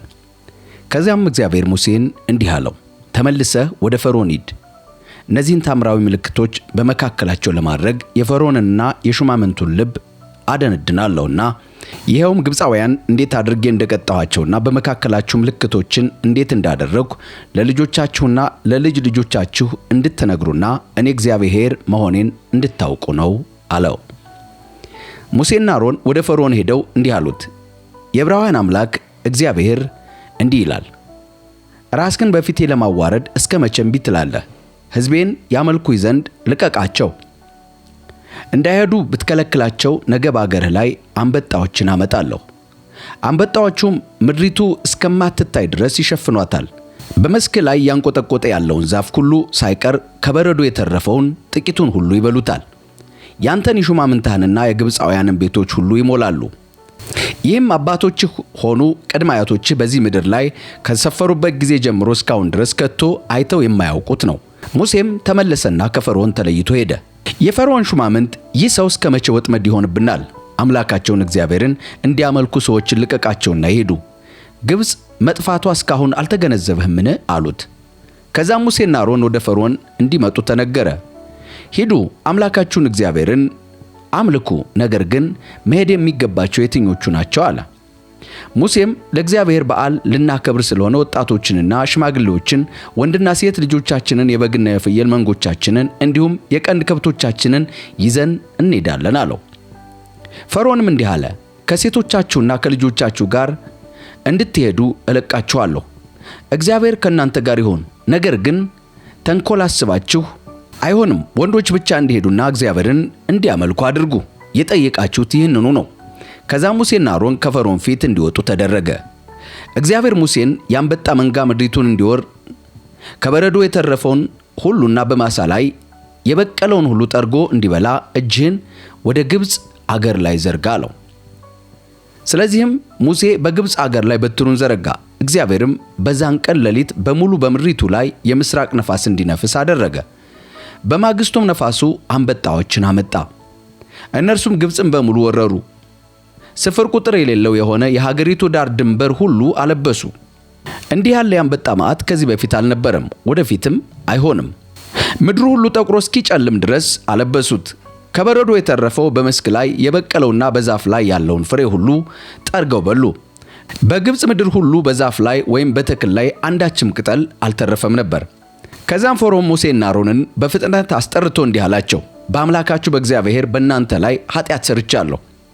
እንግዲህ አሁን አንድ ጊዜ ደግሞ ኃጢአቴን ይቅር በሉኝና ይህንን ቀሳፊ መዓት እንዲወገድልኝ አምላካችሁን እግዚአብሔርን ለምኑልኝ አላቸው።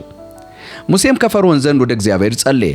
ከዚያም እግዚአብሔር ነፋሱን ወደ ብርቱ የምዕራብ ነፋስ ለወጠው። ያም ነፋስ አንበጣዎችን እየነዳ ወደ ቀይ ባህር ከተታቸው። በግብፅ ምድር በየትኛውም ቦታ አንድም አንበጣ አልቀረም። እግዚአብሔር ግን የፈርዖን ልብ አደነደነ። ፈርዖንም እስራኤላውያንን እንዲሄዱ አልፈቀደም። ከቁጥር 20 ጀምሮ የጨለማ መቅሰፍት በግብፅ ላይ። ከዚያም እግዚአብሔር ሙሴን በግብፅ ላይ ድቅድቅ ጨለማ እንዲወርድ እጅህን ወደ ሰማይ ዘርጋ አለው። ሙሴም እጁን ወደ ሰማይ ዘረጋ። በመላው ግብፅ ላይ ለ3 ቀናት ድቅድቅ ጨለማ ሆነ። በዚያም 3 ቀናት ውስጥ አንዱ ሌላውን ማየት ወይም ከነበረበት ቦታ መንቀሳቀስ አይችልም ነበር። ይሁን እንጂ እስራኤላውያን በሚኖሩበት ስፍራ ሁሉ ብርሃን ነበረ። ከዛም ፈርዖን ሙሴን አስጠርቶ ሄዳችሁ እግዚአብሔርን አምልኩ፣ ሴቶቻችሁን ልጆቻችሁን ሳይቀሩ አብረዋችሁ ይሄዱ፣ በጎቹንና ፍየሎችን የጋማ ከብቶችን ብቻ እዚሁ ይቅሩ አለ። ሙሴም እንዲህ አለው፣ ለአምላካችን ለእግዚአብሔር መስዋዕትንና የሚቃጠል መስዋዕትን እንድንሰዋ ፍቀድልን። እንስሶችን ሁሉ አብረው መሄድ አለባቸው፣ አንድ ሰኮና እንኳ አይቀርም። ከእንስሶቻችን መካከል ለአምላካችን ለእግዚአብሔር አምልኮ የምናቀርባቸው ይሆናሉ። ሆኖም እዚያ ከመድረሳችን በፊት እግዚአብሔርን ለማምለክ የምናቀርባቸው እንስሳ የትኞቹ እንደሆኑ አስቀድመን ለይተን ማወቅ አንችልም። ነገር ግን እግዚአብሔር የፈርዖንን ልብ እንደገና አደነደነ። ፈርዖንም ሕዝቡን መልቀቅ አልፈቀደም። ፈርዖን ሙሴን ከፊቴ ጥፋ፣ ሁለተኛ እኔ ዘንድ እንዳትደርስ፣ ፊቴን ባየህበት በዚያን ቀን ፈጽመህ እንደምትሞት እወቅ አለው። ሙሴም እንዳልኸው ይሁን፣ እኔ ዳግመኛ ከፊትህ አልደርስም አለው። በዘጸአት ምዕራፍ 11 ላይ እጅግ የሚያስደንቅ መቅሰፍት እናገኛለን። ይሄም በኩሮች ላይ የወረደ መቅሰፍት። እግዚአብሔር ሙሴን እንዲህ አለው፣ በፈርዖንና በግብፅ ላይ አንድ ሌላ መቅሰፍት አወርድባቸዋለሁ። ከዚያም በኋላ ፈርዖን ይለቃቸዋል። ሲለቃችሁም አንዳችሁም ሳያስቀር ያስወጣችኋል። ለእስራኤል ሕዝብ ለወንዶችም ሆነ ለሴቶች የብርና የወርቅ ዕቃ ከጎረቤቶቻቸው ስጡን ብለው እንዲወስዱ ንገራቸው። እግዚአብሔርም እስራኤላውያን በግብፅ ዘንድ ሞገስ እንዲያገኙ አደረጋቸው። ሙሴም በግብፅ ምድር በፈርዖን ሹማምንት በመላው ሕዝብ ዘንድ እጅግ የተከበረ ሰው ሆነ። ከዚህም በኋላ ሙሴ እንዲህ አለ፣ እግዚአብሔር የሚለው ይህ ነው፣ እኩለ ሌሊት ሲሆን በመላው የግብፅ ምድር ላይ አልፋለሁ። በዙፋኑ ላይ ከተቀመጠው ከፈርዖን ልጅ አንስቶ የወፍጮ መጅ ገፊ እስከሆነችው እስከ ባሪያይቱ ልጅ ድረስ በግብፅ ምድር በኩር ሆኖ የተወለደውን ወንድ ልጅ ሁሉ ይሞታል አለ። እንዲሁም የቀንድ ከብቱን በኩር ሁሉ ይሞታል። በግብፅ ምድር ላይ ከዚህ በፊት ያልተሰማ ወደፊትም የማይሰማ ታላቅ ዋይታ ይሆናል። በእስራኤላውያን ዘንድ ግን በሰውም ሆነ በእንስሳ ላይ ውሻ እንኳ አይጮህባቸውም። በዚህም እግዚአብሔር በግብፃውያንና በእስራኤል መካከል ልዩነት የሚያደርግ መሆኑን ታውቃላችሁ። ሹማምንት በሙሉ ወደ እኔ ይመጣሉ፣ እጅ እየነሱ አንተም ሆንህ የምትመራቸው ሰዎች በሙሉ ውጡልን ብለው ይለምኑኛል። እኔም ከዚያ በኋላ እሄዳለሁ። ከዚያም ሙሴ በታላቅ ቁጣ ከፈርዖን ዘንድ ወጣ። እግዚአብሔር ሙሴን ድንቅ ሥራዎች በግብፅ ምድር በብዛት ይታዩ ዘንድ ፈርዖን እናንተን አይሰማችሁም አለው። ሙሴና አሮንም እነዚህን ድንቅ ተአምራት በፈርዖን ፊት አደረጉ። ነገር ግን እግዚአብሔር የፈርዖን ልብ አደነደነ። ፈርዖንም እስራኤላውያንን ከአገሩ ለቀው እንዲሄዱ አልፈቀደም ይለናል። በዘጸአት ምዕራፍ 12 ታሪካዊውን የፋሲካን በዓል አጀማመር እንደዚህ እናገኛለን። እግዚአብሔር ሙሴንና አሮንን በግብፅ እንዲህ አላቸው፣ ይህ ወር ለእናንተ የወር መጀመሪያ የዓመቱ መጀመሪያ ይሁንላችሁ። ለመላው የእስራኤል ሕዝብ ይህንን ንገሩ። ይህ ወር በገባ በ10ኛው ቀን እያንዳንዱ ሰው አንዳንድ ጠቦት ለቤተሰቡ፣ አንዳንድ ጠቦት ለአባቱ ቤት ያዘጋጅ። ማንኛውም ቤተሰብ ለአንድ ሙሉ ጠቦት ቁጥር አነስተኛ ከሆነ በጎረቤት ያሉትን ሰዎች ቁጥር እስከ ቅርቡ ከሆኑት ጋር መካፈል ይኖርበታል። እያንዳንዱ ሰው በሚበላው መጠን ምን ያህል ጠቦት እንደሚያስፈልግ መወሰን ይኖርባቸዋል። የምትመርጡት ጠቦት በግ ወይም ፍየል ሊሆን ይችላል። ነገር ግን ምንም ነውር የሌለበትና የ1 ዓመት የሞላው ተባት መሆን አለበት። ወሩ በገባ በ14ኛው ቀን ድረስ ጠብቋቸው። በዚያም ምሽት ጀንበር ስትጠልቅ የእስራኤል ሕዝብ ሁሉ ይረዷቸው። በመቀጠልም የፋሲካውን ሥርዓት እንደዚህ ይነግራቸዋል። ከዚያም ከደሙ ወስደው የጠቦቱን ሥጋ የሚበላበትን የእያንዳንዱን ቤት ደጃፍ መቃንና ጉበን ይቀቡ። ሥጋውንም በዚያችው ሌሊት በእሳት ላይ ጠብሰው ከመራራ ቅጠልና ካልቦካ ቂጣ ጋር ይብሉት።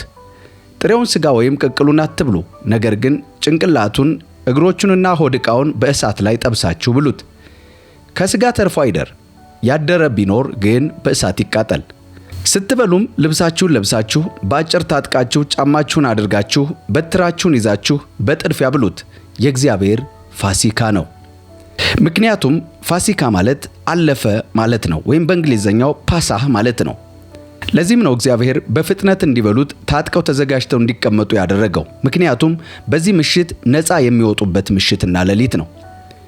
እኔም በዛ ሌሊት ይላል እግዚአብሔር በግብፅ ምድር አልፋለሁ፣ ከሰውም ከእንስሳትም የተወለደውን የበኩር ልጅ ሁሉ ገላለሁ፣ የግብፅንም አማልክት ሁሉ እፈርድባቸዋለሁ። እኔ እግዚአብሔር ነኝ። ደሙም ያላችሁበትን ቤት ለይቶ የሚያሳይ ምልክት ይሆንላችኋል። እኔ ደሙን በማይበት ጊዜ እናንተን አልፋለሁ። ግብፅን ስቀታ መቅሰፍቱ አይደርስባችሁም። ይህ ቀን መታሰቢያ ታደርጉታላችሁ። በሚቀጥሉት ትውልዶች ሁሉ ቋሚ ሥርዓት ሆኖ የእግዚአብሔር በዓል አድርጋችሁ ታከብሩታላችሁ። ለ7 ቀናት እርሾ የሌለበት ቂጣ ብሉ። በመጀመሪያው ቀን እርሾ ሁሉ ከቤታችሁ አስወግዱ።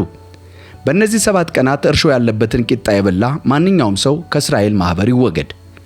በመጀመሪያውና በ7ኛው ቀን የተቀደሰ ጉባኤ አድርጉ። በእነዚህ ቀናት ምንም አይነት ሥራ አትስሩ። የምትሰሩት ሥራ ቢኖር ለእያንዳንዱ ምግብ ማዘጋጀት ብቻ ይሆናልና። የቂጣን በዓል አክብሩ። ሰራዊታችሁን ከግብፅ ምድር ያወጣሁት በዚህች ዕለት ነውና። ይህንን ዕለት ለሚቀጥለው ትውልድ ቋሚ ሥርዓት በማድረግ አክብሩት። ከመጀመሪያው ወር ከ14ኛው ቀን ምሽት እስከ 21ኛው ቀን ምሽት ድረስ እርሾ የሌለበት ያልቦካ ቂጣ ትበላላችሁ። ለ7 ቀን እርሾ በቤታችሁ አይኖር። መጻተኛም ሆነ የአገር ተወላጅ እርሾ ያለበትን ቂጣ የበላ ከእስራኤል ማኅበር ይወገድ። እርሾ ያለበትን ምንም ነገር አትብሉ። በምትኖሩበት ስፍራ ሁሉ ያልቦካ ቂጣ ነው መብላት ያለባችሁ። ከዛም ሙሴ የእስራኤልን ሕዝቦች አለቆች በሙሉ አስጠርቶ እንዲህ አላቸው፣ ቶሎ ሄዳችሁ ለቤተሰቦቻችሁ የሚሆን ጠቦት መርጣችሁ የፋሲካን በግ ረዱ። ከዚያም ውጭ የሂሶጵ ቅጠል በመውሰድ በሳህን ውስጥ ካለው ደም ነክራችሁ የየቤታችሁን ጉበንና ግራ ቀኙን መቃን ቀቡ። ከእናንተ አንድም ሰው እስኪነጋ ድረስ ከቤቱ አይውጣ። እግዚአብሔር ግብፃውያንን ለመቅሰፍት በምድሪቱ ላይ በሚያልፍበት ጊዜ በጉበኑና በመቃኑ ላይ ያለውን ደም ሲያይ ያንን ደጃፍ አልፎ ይሄዳል። ቀሳፊው ወደ ቤታችሁ ገብቶ እንዳይገላችሁ ይከለክለዋል። እናንተም ሆነ ልጆቻችሁ ይህንን መመሪያ ቋሚ ሥርዓት አድርጋችሁ ትታዘዛላችሁ። እግዚአብሔር እሰጣችኋለሁ ብሎ በገባው ቃል መሠረት ወደ ምድሪቱ ስትገቡ ይህንን ሥርዓት ጠብቁ። ልጆቻችሁ ስለ ሥርዓቱ ምንነት ሲጠይቋችሁ ግብፃውያንን በቀሰፈ ጊዜ በግብፅ ምድር የእስራኤልን ቤት አልፎ በመሄድ ቤታችንን ላለፈ ለእግዚአብሔር የፋሲካ መሥዋዕት ነው ብላችሁ ንገሯቸው። ከዚያም ሕዝቡ አጎነበሱ፣ ሰገዱም። እስራኤላውያንም እግዚአብሔር ሙሴና አሮንን እንዳዘዛቸው አደረጉ። እኩለ ሌሊት ላይ እግዚአብሔር በግብፅ ምድር በዙፋኑ ላይ ከተቀመጠው ከፈርዖን ከበኩር ልጅ ጀምሮ በጨለማ እስር ቤት ውስጥ እስካለው እስረኛ የበኩር ልጅ ድረስ ያለውን የእንስሳቱን በኩር ሁሉ ቀሰፋቸው። ፈርዖን ሽማምንቱና የግብፅ ሕዝብ በሙሉ ሌሊት ከምኝታቸው ተነሱ። እነሆ በመላይቱ ግብፅ ለቅሶና ዋይታ ነበር። ሰው ያልሞተበት አንድም ቤት አልነበረም። ከቁጥር 30 ጀምሮ ከግብፅ የመውጣቱን ዜና እንደዚህ እናገኛለን። ፈርዖን በሙሴና በአሮን ላይ ሌሊቱን አስጠርቶ እንዲህ አላቸው፣ ተነሱ፣ እናንተና እስራኤላውያን ከሕዝብ መካከል ውጡ፣ ሂዱ፣ በጠየቃችሁት መሠረት እግዚአብሔርን አምልኩ። እንዳላችሁ የበግና የፍየል መንጋችሁን የቀንድና የጋማ ከብቶቻችሁን ይዛችሁ ሂዱ፣ እኔንም ባርኩኝ። ግብፃውያን አገራቸውን በአስቸኳይ ለቀው እንዲወጡላቸው እስራኤላውያንን አጣደፏቸው። አለዚያማ ሁላችንም ማለቃችን ነው ይሉ ነበር። ስለዚህ ሕዝቡ ያልቦካ ሊጥ በየቦሃቃው ዕቃው አደረገ፣ በጨርቅ ጠቀለለው፣ በትከሻውም ተሸከሙ። ከእስራኤላውያን ሙሴ እንዳዘዛቸው የብርና የወርቅ ዕቃዎችን እንዲሁም ልብስ እንዲሰጧቸው ግብፃውያንን ጠየቋቸው። እግዚአብሔር በግብፃውያን ፊት ለእስራኤል ሞገስ ስለሰጣቸው የጠየቋቸውን ሁሉ ሰጧቸው። ስለዚህ የግብፃውያንን ንብረት በዝብዘው ወሰዱ። በመቀጠል እስራኤላውያን ታሪካዊ እርምጃ ጀመሩ። ይሄም እስራኤላውያን ከራምሴ ተነስተው ወደ ስኮት ሄዱ። ከሴቶችና ከወንዶች ልጆች ሌላ 600,000 እግረኛ ወንዶች ነበሩ። ከእነርሱም ጋር ቁጥሩ የበዛ ሌላ ድብልቅ ሕዝብ አብሯቸው ወጣ። እንዲሁም አያሌ የበግ፣ የፍየል፣ የጋማና የቀንድ ከብት መንጋ ይዘው ወጡ። ከግብፅ ይዘውት የወጡት ሊጥ ያልቦካ ቂጣ ጋገሩ። ሊጡ አልቦካም ነበር፣ ምክንያቱም ከግብፅ በጥድፊያ እንዲወጡ ስለተደረጉ ለራሳቸው ምግብ ለማዘጋጀት ጊዜ አልነበራቸውም። እንግዲህ እስራኤላውያን በግብፅ የኖሩበት ዘመን 430 ዓመት ነበር። ልክ 430 ዓመት በተፈጸመ ዕለት የእግዚአብሔር ሰራዊት ሁሉ ግብፅን ለቆ ወጣ። እግዚአብሔር በዚያች ሌሊት እነርሱን ከግብፅ ለማውጣት ዘብ የቆመበት መሆኑን ለሚቀጥለው ትውልዶች ሁሉ እግዚአብሔር ያከብሩ ዘንድ በዛ ሌሊት እስራኤላውያን ሁሉ ዘብ መቆም ይኖርባቸዋል። ቀጥለን የፋሲካ በዓል እንዴት መከበር እንዳለበት እንመለከታለን። እግዚአብሔር ሙሴንና አሮንን እንዲህ አላቸው፣ የፋሲካ በዓል አከባበር ሥርዓት እንዲህ ነው። ባዕድ የሆነ ሰው ከፋሲካው ምግብ አይብላ። በገንዘብ የገዛው ማንኛውም ባሪያ ከገዛው በኋላ መብላት ይችላል። ነገር ግን ለጊዜው ለተቀመጠ እንግዳና ቅጥር ሰራተኛ መብላት የለበትም። ምግቡ በአንድ ቤት ውስጥ መበላት አለበት። ምንም ሥጋ ከቤት እንዳይወጣ፣ ምንም አጥንት እንዳይሰብር። የእስራኤል ሕዝብ ሁሉ በዓሉን ማክበር ይኖርበታል። በመካከላቸው የሚኖር መጻተኛ የእግዚአብሔርን የፋሲካ በዓል ማክበር ቢፈልግ በቤተሰቡ ያሉ ወንዶች ሁሉ መገረዝ አለባቸው። ከዛም እንደ ተወላጅ ተቆጥሮ የሥርዓቱ ተካፋይ ይሆናል። ያልተገረዘ ወንድ ግን የፋሲካን ምግብ አይብላ። ይህም ሕግ በዜጋውም ሆነ በመካከላቸው በሚኖሩ መጻተኛ ላይ እኩል ተፈጻሚነት ይኖረዋል። እስራኤላውያን በሙሉ እግዚአብሔር ሙሴና አሮን ያዘዘውን ሁሉን ፈጸሙ። በዚያ ዕለት እግዚአብሔር እስራኤላውያን በየሰራዊታቸው አድርጎ ከግብፅ ምድር አወጣቸው። በዘጸአት ምዕራፍ 13 በኩር ሁሉ ለእግዚአብሔር የተቀደሰበትን ታሪክ እናገኛለን። እግዚአብሔር ሙሴን አለው፣ መጀመሪያ የተወለደ ወንድ ሁሉ ለኔ ቀድስልኝ። ከእስራኤላውያን መካከል የእናቱ የበኩር ልጅ የሆነ ማኅፀን ከፋች ሰው የሆነ እንስሳም የኔ ነው። ከዚያም ሙሴ ሕዝቡን እንዲህ አለ፣ ከባርነት ምድር ከግብፅ የወጣችሁባት ይህችን ዕለት አስታውሱ። ምክንያቱም እግዚአብሔር በኃያል ክንዱ አውጥቷችኋል። እርሾ ያለበት ማንኛውንም ነገር አትብሉ። እነሆ በዚህ ዕለት በአቢብ ወር ወጥታችኋል። እግዚአብሔር ለእናንተ ለመስጠት ሲል ቀድሞ ለአባቶቻችሁ ወደ ማለላት ማርና ወተት ወደምታፈሰው ወደ ከነዓናውያን፣ ኬጢያውያን፣ አሞራውያን፣ ኢያዋውያን፣ ኢያቡሳውያን ምድር በምትገቡበት ጊዜ ይህንን በዓል በዚህ ወር ታከብራላችሁ። ለ7 ቀን ያለ እርሾ የተጋገረ ቂጣ ትበላላችሁ። በሰባተኛውም ቀን ለእግዚአብሔር በዓል ታደርጋላችሁ። በእነዚህ 3 ቀናት ያልቦካ ቂጣ ትበላላችሁ። በእናንተ ዘንድ እርሾ ያለበት ነገር ፈጽሞ አይገኝ። በምድራችሁም አዋሳኝ በየትኛውም ቦታ እርሾ ፈጽሞ አይኑር።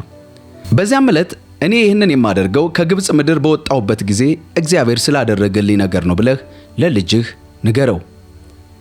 የእግዚአብሔር ሕግ በከንፈራችሁ ላይ እንዲሆን ይህንን በዓል ለእናንተ በእጃችሁ ላይ እንደታሰረ ምልክት በእግራችሁ ላይ እንደሚገኝ መታሰቢያ ይሆንላችኋል። እግዚአብሔር በኃያል ክንዱ ከግብፅ አውጥቷችኋልና። ይህ ሥርዓት በተወሰነ ጊዜ በየዓመቱ ጠብቁ። እግዚአብሔር ለእናንተና ለቀደሙት አባቶቻችሁ በመሐላ በሰጠው ተስፋ መሠረት ወደ ከነዓናውያን አገር በሚያስገባችሁና ምድሪቱን ለእናንተ በሚሰጣችሁ ጊዜ የእናቱን ማኅፀን የሚከፍት ሁሉ ለእግዚአብሔር ትሰጣላችሁ። እንደዚሁም እንስሶችን በመጀመሪያ የተወለዱ ወንዶች ሁሉ ለእግዚአብሔር ይሆናሉ። ከአህያ መጀመሪያ የተወለደው ውርንጭላ ግን በጠቦት ተዋጁታላችሁ። አህያው ካልዋጃችሁት ግን አንገቱን ስበሩት። ከወንድ ልጆቻችሁ መካከል በኩር የሆኑት ሁሉ ዋጁ። በሚመጡት ዘመናት ልጅህ ይህ ማለት ምን ማለት ነው ብሎ ቢጠይቅህ እንዲህ በለው፣ ከባርነት ምድር ከግብፅ እግዚአብሔር በኃያል ክንዱ አወጣን። ልቡን ባደነደነ ጊዜ ከሰው ጀምሮ እስከ እንስሳ ድረስ በኩር ሆኖ በግብፅ የተወለደ ሁሉ እግዚአብሔር ገደለው። እንግዲህ በመጀመሪያ የእናቱ ማኅፀን የከፈተ ወንድ ሁሉ ለእግዚአብሔር የምንሰዋውና ለልጆቻችን በኩር ሆኖ የተወለደውን ወንድ ልጅ ሁሉ የምንዋጀው በዚህ ምክንያት ነው። እግዚአብሔር በኃያል ክንዱ እኛን ከግብፅ ያወጣን ስለሆነ ይህ ሥርዓት በእጅህ ሆነ በግንባርህ ላይ እንደ ምልክት ይሆናል። ከቁጥር 17 ጀምሮ እጅግ በጣም የሚያስደንቅና ውስጥን መንፈስን የሚያነቃቃ አንድ ታሪክ እናገኛለን። እርሱም እግዚአብሔር የማይቻለውን የቻለበት የቀይ ባህር መከፈል፣ የሕዝቡ በደረቅ መሻገር ታሪክ። ፈርዖን ሕዝቡን በለቀቀ ጊዜ አቋራጭ ቢሆንም እንኳ እግዚአብሔር በፍልስጤማውያን ምድር በሚያልፈው መንገድ አልመራቸውም። ጦርነት ቢያጋጥማቸው ሐሳባቸውን ለውጠው ወደ ግብፅ ይመለሱ ይሆናል ብሏልና። ስለዚህ እግዚአብሔር ሕዝቡን ዙሪያ በሆነው በምድረ በዳ መንገድ ወደ ቀይ ባህር መራቸው። እስራኤላውያንም ለጦርነት ዝግጁ ሆነው ከግብፅ ወጡ። ዮሴፍ እግዚአብሔር በእርግጥ ይጎበኛችኋል፣ በዚያን ጊዜ አጽሜን ይዛችሁ ከዚህ ምድር መውጣት አለባችሁ ብሎ የእስራኤልን ልጆች አስምሏቸው ስለነበር ሙሴ የዮሴፍን አጽም ይዞ ወጣ። እግዚአብሔር በሕዝቡ ዙሪያ በሆነ በምድረ በዳ መንገድ ወደ ቀይ ባህር መራቸው። እስራኤላውያንም ለጦርነት ዝግጁ ሆነው ከግብፅ ወጡ። እነሱም ከሱኮት ከተነሱ በኋላ ከምድረ በዳ ጥግ ባለው በኤታም ሰፈሩ። ስለዚህ በቀንም ሆነ በሌሊት መጓዝ ይችሉ ዘንድ እግዚአብሔር በቀን በመንገዳቸው ሊመራቸው በደመና አምድ፣ በሌሊት ደግሞ ብርሃን ሊሰጣቸው በእሳት አምድ በፊታቸው ይሄድ ነበር። በቀንም ሆነ በሌሊት የደመናውና የእሳቱ አምድ ከሕዝቡ ፊት የተለየበት ጊዜ አልነበረም ይለናል በዘጸአት ምዕራፍ 14። ከዛም እግዚአብሔር ሙሴን አለው፣ እስራኤላውያን ተመልሰው በሚግዶልና በባህሩ መካከል ባለው በፈሃሮት አጠገብ እንዲሰፍሩ ንገራቸው። በበዓል ዛፎን አንጻር በባህሩ አጠገብ ይስፈሩ። ፈርዖን እስራኤልን ግራ ተጋብተው በምድረ በዳ በመቅበዝበዝ ይንከራተታሉ ብሎ ያስባል። እኔም የፈርዖን ልብ ስለማደነድነው ያሳድዳቸዋል። ነገር ግን በፈርዖንና በሰራዊቱ ሁሉ ለራሴ ክብር አገኛለሁ። ግብፃውያንም እኔ እግዚአብሔር መሆኔን ያውቃሉ። እስራኤላውያን ይህንኑ አደረጉ። የግብፅ ንጉሥ ሕዝቡ መሄዳቸው በተነገረው ጊዜ ፈርዖንና ሹማምንቱ ስለ እነርሱ የነገራቸውን ሐሳብ በመለወጥ ምን ማድረጋችን ነው? እስራኤላውያን እንዲሄዱ ለቀቅናቸው፣ አገልግሎታቸውን አጣን አሉ። ስለዚህ ሰረገላ እንዲዘጋጅለት አደረገ። ሰራዊቱንም ይዞ ተንቀሳቀሰ። 600 ምርጥ ሰረገላዎችን ከሌሎች የግብፅ ሰረገላዎች ጋር ከነጦር አዛዦቻቸው አሰልፎ ተነሳ። እግዚአብሔር የንጉሡን የፈርዖን ልብ ስላደነደነ በልበ ሙሉነት ከግብፅ የሚወጡትን እስራኤላውያን አሳደዳቸው። ግብፃውያን ይኸውም የፈርዖን ፈረሶችና ሰረገሎች፣ ፈረሰኞችና እግረኞች ሁሉ እስራኤላውያን አሳደዷቸው። በበዓል ዛፎን አንጻር በባህር አጠገብ ሰፍረው ሳሉ ደረሱባቸው። ፈርዖን በቀረበ ጊዜ እስራኤላውያን ቀና ብለው ተመለከቱ። እነሆ ግብፃውያን ይከታተሏቸው ነበር። እነርሱም በታላቅ ፍርሃት ወደ እግዚአብሔር ጮኹ። እነርሱም ሙሴን እንዲህ አሉት፣ በምድረ በዳ እንድንሞት ያመጣህን በግብፅ መቃብር ጠፍቶ ነውን? ከግብፅ አውጥተህ ምን አደረግንልህ? በማለት በሙሴ ላይ አጉረመረሙ። ይህ በዚህ ዘመን ላይም የሚታይ የማጉረምረም መንፈስ ነው። ምንጊዜም ቢሆን በመሪና በአገልጋይ ላይ ማጉረምረም ይበዛል። በግብፅ ሳለን ተወን እባክህ ግብፃውያንን እናገልግል አላልንህም ነበር? በምድረ በዳ ከምንሞት ግብፃውያን ብናገለግል ይሻል ነበር አሉት። ሙሴም ለሕዝቡ መለሰላቸው፣ አትሸበሩ፣ ጸንታችሁ ቁሙ። እግዚአብሔር ዛሬ የሚያደርግላችሁን መጋደል ታያላችሁ። ዛሬ የምታዩአቸውን ግብፃውያን ዳግም አታዩአቸውም። እግዚአብሔር ስለ እናንተ ይዋጋል። እናንተ ያለባችሁ መታገስ ብቻ ነው። ከዚያም እግዚአብሔር ሙሴን እንዲህ አለው፣ ለምን ትጮህብኛለህ? ይልቅንስ እስራኤላውያንን ወደፊት እንዲጓዙ ንገራቸው። ውሃውን ለመክፈል በትርህን አንሳና እጅህን በባህሩ ላይ ዘርጋ። እስራኤላውያን በባህሩ ውስጥ በየብስ ይሻገራሉ አለው። ተከትለዋቸው እንዲገቡ የግብፃውያን ልብ አጸናለሁ። በፈርዖንና በሰራዊቱ ሁሉ ላይ በሰረገሎችና በፈረሶች ለራሴ ክብር አገኛለሁ። በፈርዖንና በሰራዊቱ ሁሉ በከበርሁ ጊዜ ግብፃውያን እኔ እግዚአብሔር እንደሆንሁ ያኔ ያውቃሉ አለ። ከዚያም ከእስራኤል ሰራዊት ፊት ለፊት ሆኖ ሲሄድ የነበረው የእግዚአብሔር መልአክ ተመለሰና ወደ ኋላ መጣ። የደመናውም አምድ እንዲሁ ከፊት ተነስቶ ከኋላቸው ቆመ። በግብፅና በእስራኤል ሰራዊት መካከል በመሆን ሌሊቱን ሙሉ ደመናው በአንድ በኩል ጨለማውን ሲያመጣ፣ በሌላ በኩል ብርሃን አመጣ። ስለዚህ ሌሊቱን በሙሉ አንዱ ወደ ሌላው ሊጠጋ አልቻለም። ሙሴ እጆቹን ወደ ባህሩ ዘረጋ። እግዚአብሔርን ሌሊቱን በሙሉ ብርቱ የምስራቅ ንፋስ አስነስቶ ባህሩን ወደ ኋላ በማሸሽ ደረቅ ምድር አደረገው። ውሃውም ተከፈለ።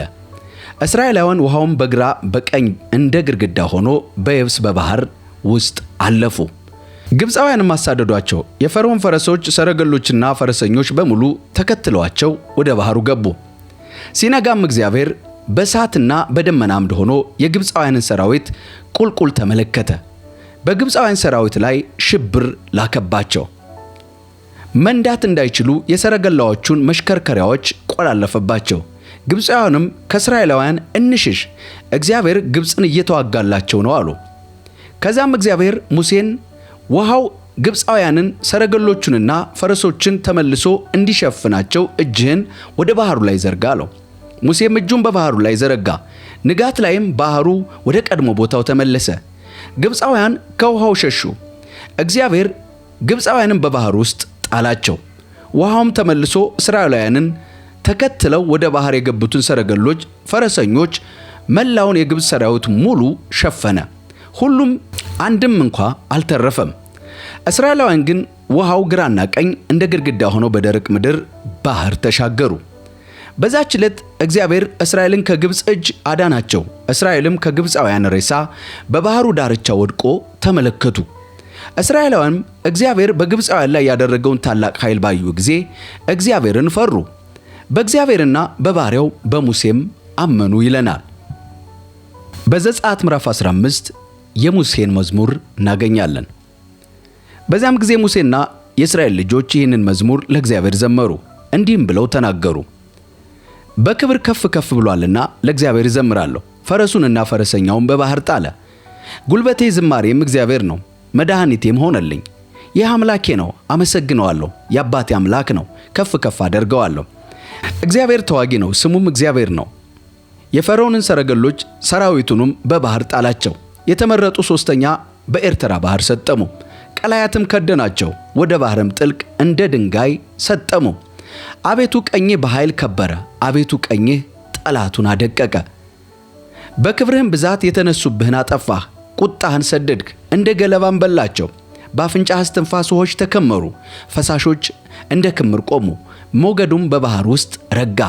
ጠላትም አሳድጄ ይዛቸዋለሁ፣ ምርኮ ከፋፈላለሁ፣ ነፍሴ ትጠግባቸዋለች፣ ሰይፌም እመዛለሁ፣ እጀም ታጠፋቸዋለች አለ። ነፋስህን አነፈስክ፣ ባህር ከደናቸው፣ በኃይለኞች ውኆች እንደ አረር ሰጠሙ። አቤቱ በአማልክት መካከል እንዳንተ ያለ ማን ነው? በምስጋና የተፈራህ ድንቅን የምታደርግ በቅድስና የከበረ እንዳንተ ያለ ማን ነው? ቀኝን ዘረጋህ፣ ምድር ዋጠቻቸው። በቸርነትህ የተቤዠኸውን ሕዝብ መራህ፣ በኃይልህ ወደ ቅዱስ ማደሪያ አስገባሃቸው። አሕዛብ ሰሙ ተንቀጠቀጡም፣ በፍልስጤም የሚኖሩ ምጥ ያዛቸው። የዛን ጊዜ የኤዶም አለቆች ደነገጡ፣ የሞዓብ ኃያላን መንቀጥቀጥ ያዛቸው። በከነዓን የሚኖሩ ሁሉ ቀለጡ። አቤቱ ሕዝብህ እስኪያልፍ ድረስ፣ የተቤዠኸው ሕዝብ እስኪያልፍ ድረስ ፍርሃትና ድንጋጤ ወደቀባቸው። በክንድ ብርታት እንደ ድንጋይ ዝም አሉ። አቤቱ አንተ ታስገባቸዋለህ፣ በርስት ተራራ ትተክላቸዋለህ። አቤቱ ለማደሪያህ ባደረግከው ስፍራ፣ አቤቱ እጆችህ ባዘጋጁት መቅደስ፣ እግዚአብሔር ለዘላለም እስከ ፍጻሜ ይነግሣል። የሙሴን መዝሙርም በመቀበል የሙሴ እህት ማርያም ደግሞ እንደዚህ በማለት ዘመረች። የፈርዖን ፈረሶች ከሰረገሎች ከፈረሰኞቹ ጋር ወደ ባህር ገቡ፣ እግዚአብሔርም የባህርን ውኆች መለሰባቸው። የእግዚአብሔር ልጆች ግን በባህር መካከል በየብስ ሄዱ። የአሮን እህት ነቢይቱ ማርያም ከበሮ በእጇ ወሰደች። ሴቶችም ሁሉ በከበሮና በዘፈን በኋላዋ መጡ። ማርያምም እየዘመረች መለሰችላቸው፣ በክብር ከፍ ከፍ ብሏልና ለእግዚአብሔር ዘምሩ፣ ፈረሱንና ፈረሰኛውን በባህር ጣለ በማለት ተቀኘች። ሙሴ እስራኤልን ከኤርትራ ባህር አስጓዘ። ወደ ሱር ምድረ በዳ መጡ። በምድረ በዳም 3 ቀን ሄዱ። በኋላም ውሃ አላገኙም። ወደ ማራ በመጡ ጊዜ የማራ ውሃ መራራ ስለነበር ሊጠጡ አልቻሉም። ስለዚህ የዚያን ስፍራ ስም ማራ ተብሎ ተጠራ። ሕዝቡም በሙሴ ላይ በማጉረምረም ምን እንጠጣ አሉ። ከዛም ሙሴ ወደ እግዚአብሔር ጮኸ። እግዚአብሔር አንዲት ዛፍ አሳየው፣ እንጨቷም ወደ ውሃ ጣላት፣ ውሃውም ጣፋጭ ሆነ። በዚያም እግዚአብሔር ሕግንና ሥርዓትን አበጀላቸው፣ በዛም ስፍራ ፈተናቸው። እርሱም አለ፣ የአምላካችሁን የእግዚአብሔርን ድምፅ በጥንቃቄ ብትሰሙ፣ በፊቱ ትክክል የሆነውን ብትፈጽሙ፣ ትእዛዞቹን ልብ ብትሉና ሥርዓቱን ሁሉ ብትጠብቁ፣ በግብፃውያን ላይ ያመጣሁባቸውን ማናቸውንም አይነት በሽታ በእናንተ ላይ አላመጣም፣ ፈዋሻችሁ እኔ እግዚአብሔር ነኝና። ከዛም 12 ምንጮችና 70 የዘንባባ ዛፎች ወዳሉበት ወደ ኤሊም መጡ። እነርሱም በውሃ አጠገብ በዛ ሰፈሩ። በዘጸአት ምዕራፍ 16 መናና ድርጭት እናገኛለን። ይህ እስራኤላውያን እግዚአብሔር የሰጣቸው ምግብ ነበር። መላው የእስራኤል ማህበር ከግብፅ በወጡ በሁለተኛው ወር በ15ኛው ቀን ከኤሊም ተነስተው በኤሊምና በሲና መካከል ወደምትገኘው ወደ ሲን ምድረ በዳ መጡ። በምድረ በዳውም መላው ማህበር በሙሴ እና በአሮን ላይ አጉረመረሙ። እስራኤላውያንም እነሱ እንዲህ አሏቸው፣ በሥጋ መቀቀያው ምንቸት ዙሪያ ተቀምጠን የፈለግነውን ያህል ምግብ መመገብ በምንችልበት በግብፅ ሳለን ምነው በእግዚአብሔር እጅ ሞተን ባረፍነው ኖሮ። እናንተ ግን ይህንን ሁሉ ጉባኤ በራብ እንዲያልቅ ወደዚህ ምድረ በዳ አመጣችሁት አሏቸው። የተለመደ የእስራኤል ባህሪ ማጉረምረም ነበር፣ በመሪዎች ላይ ማጉረምረም። ከዚያም እግዚአብሔር ሙሴን አለው፣ ከሰማይ እንጀራ አዘንብላቸዋለሁ፣ ሕዝቡም በየቀኑ እየመጡ ለዕለት የሚበቃቸውን ይሰብስቡ፣ በዚህም ትእዛዞችን ይጠብቁ እንደሆነ ፈትናቸዋለሁ አለው። በስድስተኛው ቀን በሌሎች ዕለት ከሚሰበስቡት እጥፍ ሰብስበው ያዘጋጁ። ስለዚህ ሙሴና አሮን ለእስራኤላውያን ሁሉ እንዲህ አሉ፣ ከግብፅ ምድር ያወጣችሁ እግዚአብሔር መሆኑን በዛሬቱ ምሽት ታውቃላችሁ። በእርሱ ላይ ያሰማችሁትን ማጉረምረም ሰምቷልና በማለዳ የእግዚአብሔርን ክብር ታያላችሁ። ለመሆኑ በእኛስ ላይ የምታጉረመርሙት እኛ ምንድነን አሏቸው። ሙሴም ንግግሩን በመቀጠል በእርሱ ላይ ማጉረምረማችሁን ሰምቷልና በምሽት የምትበሉትን ሥጋ በማለዳም የምትፈልጉትን ያህል እንጀራ በሚሰጣችሁ ጊዜ እግዚአብሔር መሆኑን ታውቃላችሁ። እኛ ማነን? በእኛ ላይ አይደለም ያጉረመረማችሁት በእግዚአብሔር ላይ ነው እንጂ አላቸው። ከዛም ሙሴና አሮንን ማጉረምረማችሁስ እርሱ ሰምቷልና ወደ እግዚአብሔር ፊት ቅረቡ ብለህ ለመላው የእስራኤል ማህበር ተናገር አለው። አሮንም ለመላው የእስራኤል ማህበር ሲናገር ሳለ ወደ ምድረ በዳው ተመለከቱ። በዚያም የእግዚአብሔር ክብር በደመና ላይ ተገልጦ ይታይ ነበር። እግዚአብሔር ሙሴን እንዲህ አለው፣ የእስራኤላውያንን ማጉረምረም ሰምቻለሁ። ይህንንም ንገራቸው፣ ፀሐይ ከመጥለቋ በፊት ሥጋ ትበላላችሁ፣ ሲነጋም እንጀራ ትበላላችሁ። ከዚያም እኔ እግዚአብሔር አምላካችሁ መሆኔን ታውቃላችሁ። በዛች ምሽት ድርጭቶች መጥተው ሰፈሩን አለበሱት። በነጋውም በሰፈሩ ዙሪያ ጤዛ ተኝቶበት ነበር። ጤዛው ከረገፈ በኋላ በሜዳው ላይ ስስ የሆነ አመዳይ የሚመስል የተጋገረ ነገር በምድረ በዳ ላይ ታየ። እስራኤላውያንም ይህን ባዩ ጊዜ ምን እንደሆነ ባለማወቃቸው እርስ በርሳቸው ይህ ነገር ምንድነው ተባባሉ። ሙሴም ይህ ትበሉ ዘንድ እግዚአብሔር የሰጣችሁ እንጀራ ነው አላቸው። ይህም ከሰማይ የወረደ መና እኔ ነኝ በማለት ጌታ ኢየሱስ ክርስቶስ ስለ ሥጋው የተናገረው ምሳሌ ነበር። እግዚአብሔር ያዘዘው ይህ ነው፣ እያንዳንዱ የሚያስፈልገውን ያህል ይሰብስብ፣ በየድንኳናችሁ ባለው ሰው ልክ ለእያንዳንዱ 1 ጎሞር ውሰዱ ብሎ እግዚአብሔር አዘዟል። እስራኤላውያንም እንደተናገረው አደርጉ። አንዳንዶች አብዝተው፣ አንዳንዶች ደግሞ አሳንሰው ሰበሰቡ። የሰበሰቡትም በጎመር በሰፈሩት ጊዜ ብዙ የሰበሰበው አልተረፈውም፣ ጥቂት የሰበሰበውም አልጎደለበትም። እያንዳንዱ የሰበሰበውን የሚያህለውን ያክል ሆነ። ሙሴ ማንም ከዚህ ነገር ምንም ማትረፍ የለበትም አላቸው።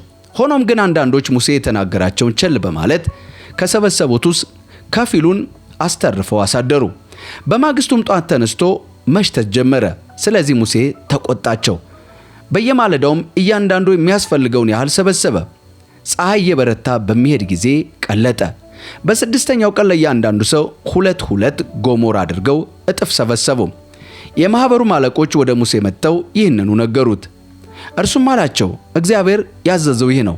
ነገ ለእግዚአብሔር የተቀደሰ ሰንበት በመሆኑ የረፍት ቀን ይሆናል። ስለዚህ መጋገር የምትፈልጉትን ጋግሩ፣ መቀቀል የምትፈልጉትን ቀቅሉ፣ የተረፈውን አስቀምጡ፣ እስከ ጧትም ድረስ አቆዩት አላቸው። ስለዚህ ሙሴ እንዳዘዛቸው እስከ ጧት ድረስ አቆዩት። አልሸተተም ወይም አልተላም።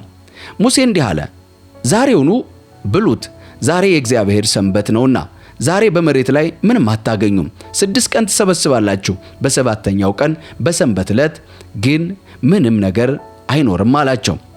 ሆኖም አንዳንዶቹ በሰባተኛው ቀን ለመሰብሰብ መጡ፣ ነገር ግን ምንም አላገኙም።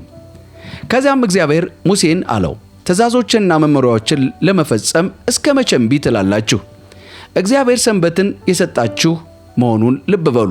በስድስተኛው ቀን ለ2 ቀን የሚሆን እንጀራ የሰጣችሁ ለዚህ ነው። በሰባተኛው ቀን እያንዳንዱ ሰው ባለበት ይቆይ፣ ማንም አይውጣ። ስለዚህ ሕዝቡ በሰባተኛው ቀን አረፉ። የእግዚአብሔርም ሕዝብ ምግቡን መና አሉት። እርሱም እንደ ድንብላል ዘር ነጭ፣ ጣዕሙም ከማር እንደተጋገረ ቂጣ ነበር። ሙሴም አለ፣ እግዚአብሔር ያዘዘው ይህ ነው።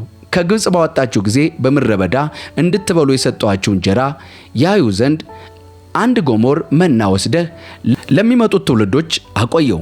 ስለዚህ ሙሴና አሮን 1 ማሰሮ ወስደህ 1 ጎሞር መና አስቀምጥበት፣ ለሚመጡት ትውልዶች እንዲቆይ እግዚአብሔር ፊት አስቀምጠው አለው። እግዚአብሔርም ሙሴን እንዳዘዘው አሮን መና ይጠበቅ ዘንድ በምስክሩ ፊት አስቀመጠው። እግዚአብሔርም ወደ መኖሪያቸው ምድር እስኪመጡ ድረስ ለ40 ዓመታት መና በሉ።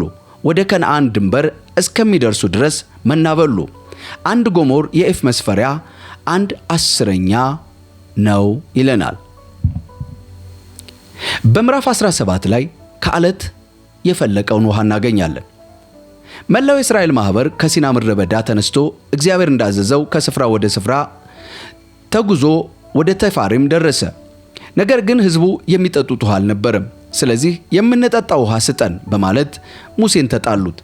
ሙሴም እኔን ለምን ትጣሉኛላችሁ? እግዚአብሔርንስ ለምን ትፈታተናላችሁ አለ። ነገር ግን ሕዝቡ በዚያ ተቀምጠው ስለነበር በሙሴ ላይ አጉረመረሙ። እነርሱም እኛና ልጆቻችን እንዲሁም ከብቶቻችን በውሃ ጥም እንድናልቅ ከግብፅ ለምን አወጣህን አሉት። ከዛም ሙሴ በሕዝቡ ላይ ምን ላድርግ? በድንጋይ ሊወግሩኝ ተዘጋጅተዋል ብሎ ወደ እግዚአብሔር ጮኸ። እግዚአብሔርም ለሙሴ እንዲህ መለሰለት፣ ከሕዝቡ ፊት ሂድ፣ ከእስራኤል አለቆች አንዳንዶችን እንዲሁም አባይን የመታህባትን በትር ያዝና ሂድ። ኮሬብ አጠገብ ባለው ዓለት በዛ እኔ ባንተ ፊት እቆማለሁ። ዓለቱን ምታው፣ ከእርሱም ሕዝቡ የሚጠጡት ውሃ ይወጣል።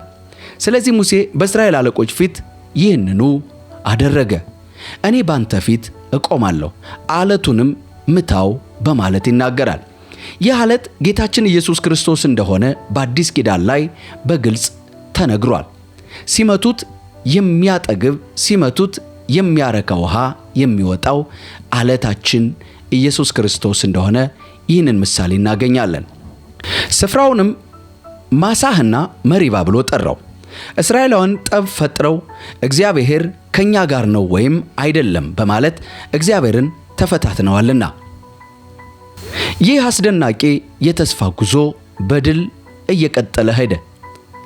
ቀጥለን አማሌቃውያንን እንደተሸነፉ እናገኛለን። አማሌቃውያን መጥተው እስራኤላውያንን ራፊዲም ላይ ወጉ። ሙሴም ኢያሱን ከሰዎቻቸው አንዳንዶችን ምረጥና አማሌቃውያንን ለመውጋት ውጣ፣ በነገው ዕለት የእግዚአብሔር በትር በእጆቼ ይዤ በኮሬብ ጫፍ ላይ እቆማለሁ አለ ሙሴ። ስለዚህ ኢያሱ ሙሴን ባዘዘው መሰረት ከአማሌቃውያን ጋር ተዋጋ። ሙሴ፣ አሮንና ሆርሞ ወደ ኮረብታው ጫፍ ወጡ። ሙሴ እጆቹን ወደ ላይ በሚያነሳበት ጊዜ ሁሉ የእስራኤላውያን ድል ያደርጉ ነበር። እጆቹ ወደ ታች በሚወርዱ ጊዜ ግን አማሌቃውያን ያሸንፉ ነበር። የሙሴ እጆች እየዛሉ በሄዱ ጊዜ ድንጋይ ወስደው ከበታቹ አደረጉ። እርሱም ተቀመጠበት። አሮንና ሆሮም አንዱ በአንዱ በኩል ሌላኛው በሌላ በኩል ሆነው እጆቹን ወደ ላይ ያዙ። ይኸውም እጆቹ ፀሐይ እስከምትጠልቅ ድረስ ጸንተው እንዲቆዩ ነበር። ስለዚህ ኢያሱ የአማሌቃውያን ሰራዊት በሰይፍ ድል አደረገ። ከዚህም እግዚአብሔር ሙሴን ሲታወስ እንዲኖር ይህንን በጥቅልል መጽሐፍ ላይ ጻፈው። ኢያሱ መስማቱን አረጋግጥ፣ ምክንያቱም የአማሌቃውያን ዝክር ከሰማይ በታች ፈጽሜ እደመስሳለሁ አለው። ሙሴም መሠዊያውን ሰርቶ እግዚአብሔር አርማዬ ነው ብሎ ሰየመው። እጆቹ ወደ እግዚአብሔር ዙፋን ተዘርግተዋልና እግዚአብሔር አማሌቃውያን ከትውልድ እስከ ትውልድ ይዋጋቸዋል አለ። በዘጸአት ምዕራፍ 18 ብዙ ጊዜ ኢትዮጵያዊ እንደሆነ የሚነገርለትን የሙሴን አማት የዮቶርን አስደናቂ ምክርና መመሪያ እናገኛለን። የሚዲያም ካህን የሙሴ አማት ዮቶር እግዚአብሔር ለሙሴና ለሕዝቡ ለእስራኤል ያደረገላቸውን ሁሉ እንዲሁም እግዚአብሔር እስራኤልን ከግብፅ እንዴት እንዳወጣቸው ሰማ። ሙሴ ሚስቱን ሲፓራን ከመለሳት በኋላ አማቱ ዮቶር እርሷና 2 ወንዶች ልጆችን ተቀብሏቸው ነበር። ሙሴ በባዕድ አገር መጻተኛ ነኝ ለማለት የመጀመሪያ ልጁን ስም ጌርሳም አለው። የአባቴ አምላክ ረዳቴ ነው ከፈርዖን ሰይፍ አድኖኛልና ለማለት ደግሞ ሁለተኛውን ልጁን አልዓዛር አለው። የሙሴ አማት ዮቶር ከሙሴ ወንድ ልጆች እና ሚስት ጋር ሆኖ በምድረ በዳ ከእግዚአብሔር ተራራ አጠገብ ወደ ሰፈረበት ወደ ሙሴ መጣ። ዮቶር እኔ አማት ዮቶር ከሚስትህና ከ2 ልጆች ጋር እየመጣን ነው ብሎ ሲል መልእክተኛ ላከበት። ስለዚህ ሙሴ አማቱን ሊቀበለው መጣ። ዝቅ ብሎ እጅ በመንሳትም ሳመው። ከዚያም ሰላምታ ተለዋውጠው ወደ ድንኳኑ ገቡ። ሙሴ እግዚአብሔር ለእስራኤላውያን ሲል በፈርዖንና በግብፃውያን ላይ ያደረገውን ሁሉ በመንገድ ላይ ስላጋጠማቸው መከራ ሁሉና እግዚአብሔር እንዴት እንዳዳናቸው ለአማቱ ነገረው። ዮቶርም እግዚአብሔር እነርሱን ከግብፃውያን እጅ በመታደግ ለእስራኤል ያደረገውን በጎ ነገር ሁሉ በመስማት ተደሰተ። እንዲሁም አለ፣ ከግብፃውያን እጅ ሕዝቡን ለታደገ ለእግዚአብሔር ምስጋና ይሁን። እግዚአብሔር ከአማልክት ሁሉ በላይ ኃያል እንደሆነ አሁን አወቁ። እስራኤልን በትዕቢት ያይዘው የነበሩትን ሁሉ ላይ ይህንን አድርጓልና። ከዚያም ሙሴ አማት ዮቶር የሚቃጠል መስዋዕትና ሌሎችም መስዋዕቶች ለእግዚአብሔር አቀረበ። አሮንም ከሙሴ አማት ጋር በእግዚአብሔር ፊት እንጀራ ለመብላት ከእስራኤል አለቆች ሁሉ ጋር ተቀመጠ። በማግስቱ ሙሴ ሕዝቡን ለመዳኘት ተቀመጠ። እነርሱም በዙሪያው ከጠዋት እስከ ማታ ድረስ ቆሙ። አማቱም ሙሴ ለሕዝቡ የሚያደርገውን ሁሉ ባየ ጊዜ ምን ማድረግህ ነው? እነዚህን ሁሉ ሰዎች ከጠዋት እስከ ማታ በዙሪያው ቆመው ሳለ ብቻህን በፍርድ ወንበር ላይ ለምን ትቀመጣለህ? አለው። ሙሴም እንዲህ ብሎ መለሰለት፣ ምክንያቱም ሰዎቹ የእግዚአብሔርን ፈቃድ በመፈለግ ወደ እኔ ይመጣሉ። ክርክር በኖራቸው ቁጥር ጉዳያቸው ወደ እኔ ይመጣል። ለግራና ለቀኙ የሚሆነውን እኔ ወስኜ የእግዚአብሔርን ሥርዓትና ሕጎች እነግራቸዋለሁ። የሙሴ አማት መልሶ እንዲህ አለው፣ የምትሠራው መልካም አይደለም። አንተና ወደ አንተ የሚመጡት እነዚህ ሰዎች የምታደርጉት ነገር ቢኖራችሁ ራሳችሁን ማድከም ነው። ሥራው ለአንተ ከባድ ሸክም ነው። ብቻህን ልትወጣው አትችልም። ምክር እሰጥሃለሁና አሁን እኔን አድምጠኝ። እግዚአብሔር ካንተ ጋር ይሁን። አንተ በእግዚአብሔር ፊት የሕዝብ ተወካይ መሆን አለብህ። ክርክራቸውን ወደ እርሱ ታቀርባለህ። ሥርዓቶቹንና ሕጉን ታስተምራቸዋለህ። እንዴት መኖር እንዳለባቸውና ምን መስራት እንደሚገባቸው ታሳያቸዋለህ። ነገር ግን ችሎታ ያላቸውን ሰዎች ከሕዝቡ ሁሉ ምረጥ። እነዚህ ሰዎች እግዚአብሔርን የሚፈሩ ታማኞችና በማታለል የሚገኘውን ጥቅም የሚጸየፉ ይሁኑ። የ1000 የ100 የ50 የ10 አለቃ አድርገህ ሹማቸው በማለት አስደናቂ የአመራር ጥበብ ዮቶራማቱ ይነግረዋል። በማንኛውም ጊዜ ሕዝቡ ይዳኙ። ቀላሉን ነገር እነርሱ ይወስኑ። አስቸጋሪ የሆነውን ጉዳይ ሁሉ ግን ለአንተ እንዲያቀርቡ አድርግ። ሥራውን ስለሚያግዙህ ሸክምህ ይቀላል። አንተ ይህንን ብታደርግና እግዚአብሔርም ይህንኑ ቢያዝህ ድካምህን መቋቋም ትችላለህ። እነዚህ ሰዎች ሁሉ ረክተው ወደ ቤታቸው ይሄዳሉ። ሙሴ አማቱን ሰማ፣ ያለውንም ሁሉ ፈጸመ። ከእስራኤል መካከል ችሎታ ያላቸውን ሰዎች መረጠና የሕዝብ መሪዎች በሺዎች፣ በመቶዎች፣ በአምሳዎች፣ በአስሮች ላይ አለቆች አደረጋቸው።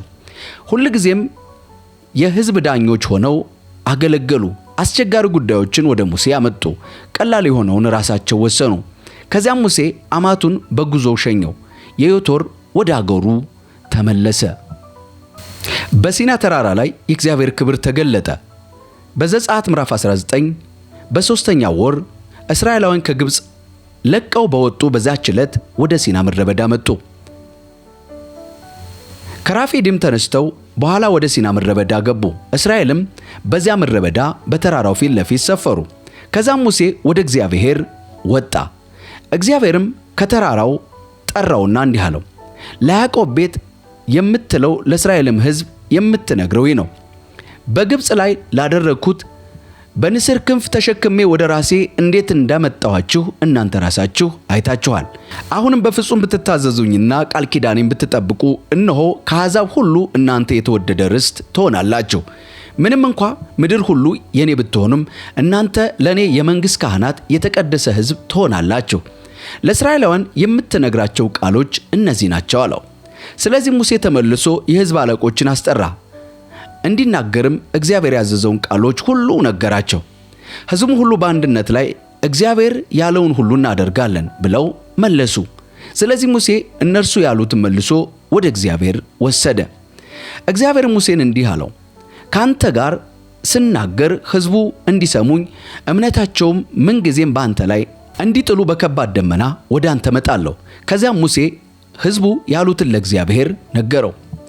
እግዚአብሔርም ሙሴን እንዲህ አለው፣ ወደ ሕዝቡ ሂድና ዛሬና ነገ ቀድሳቸው፣ ልብሳቸውንም እንዲያጥቡ አድርግ።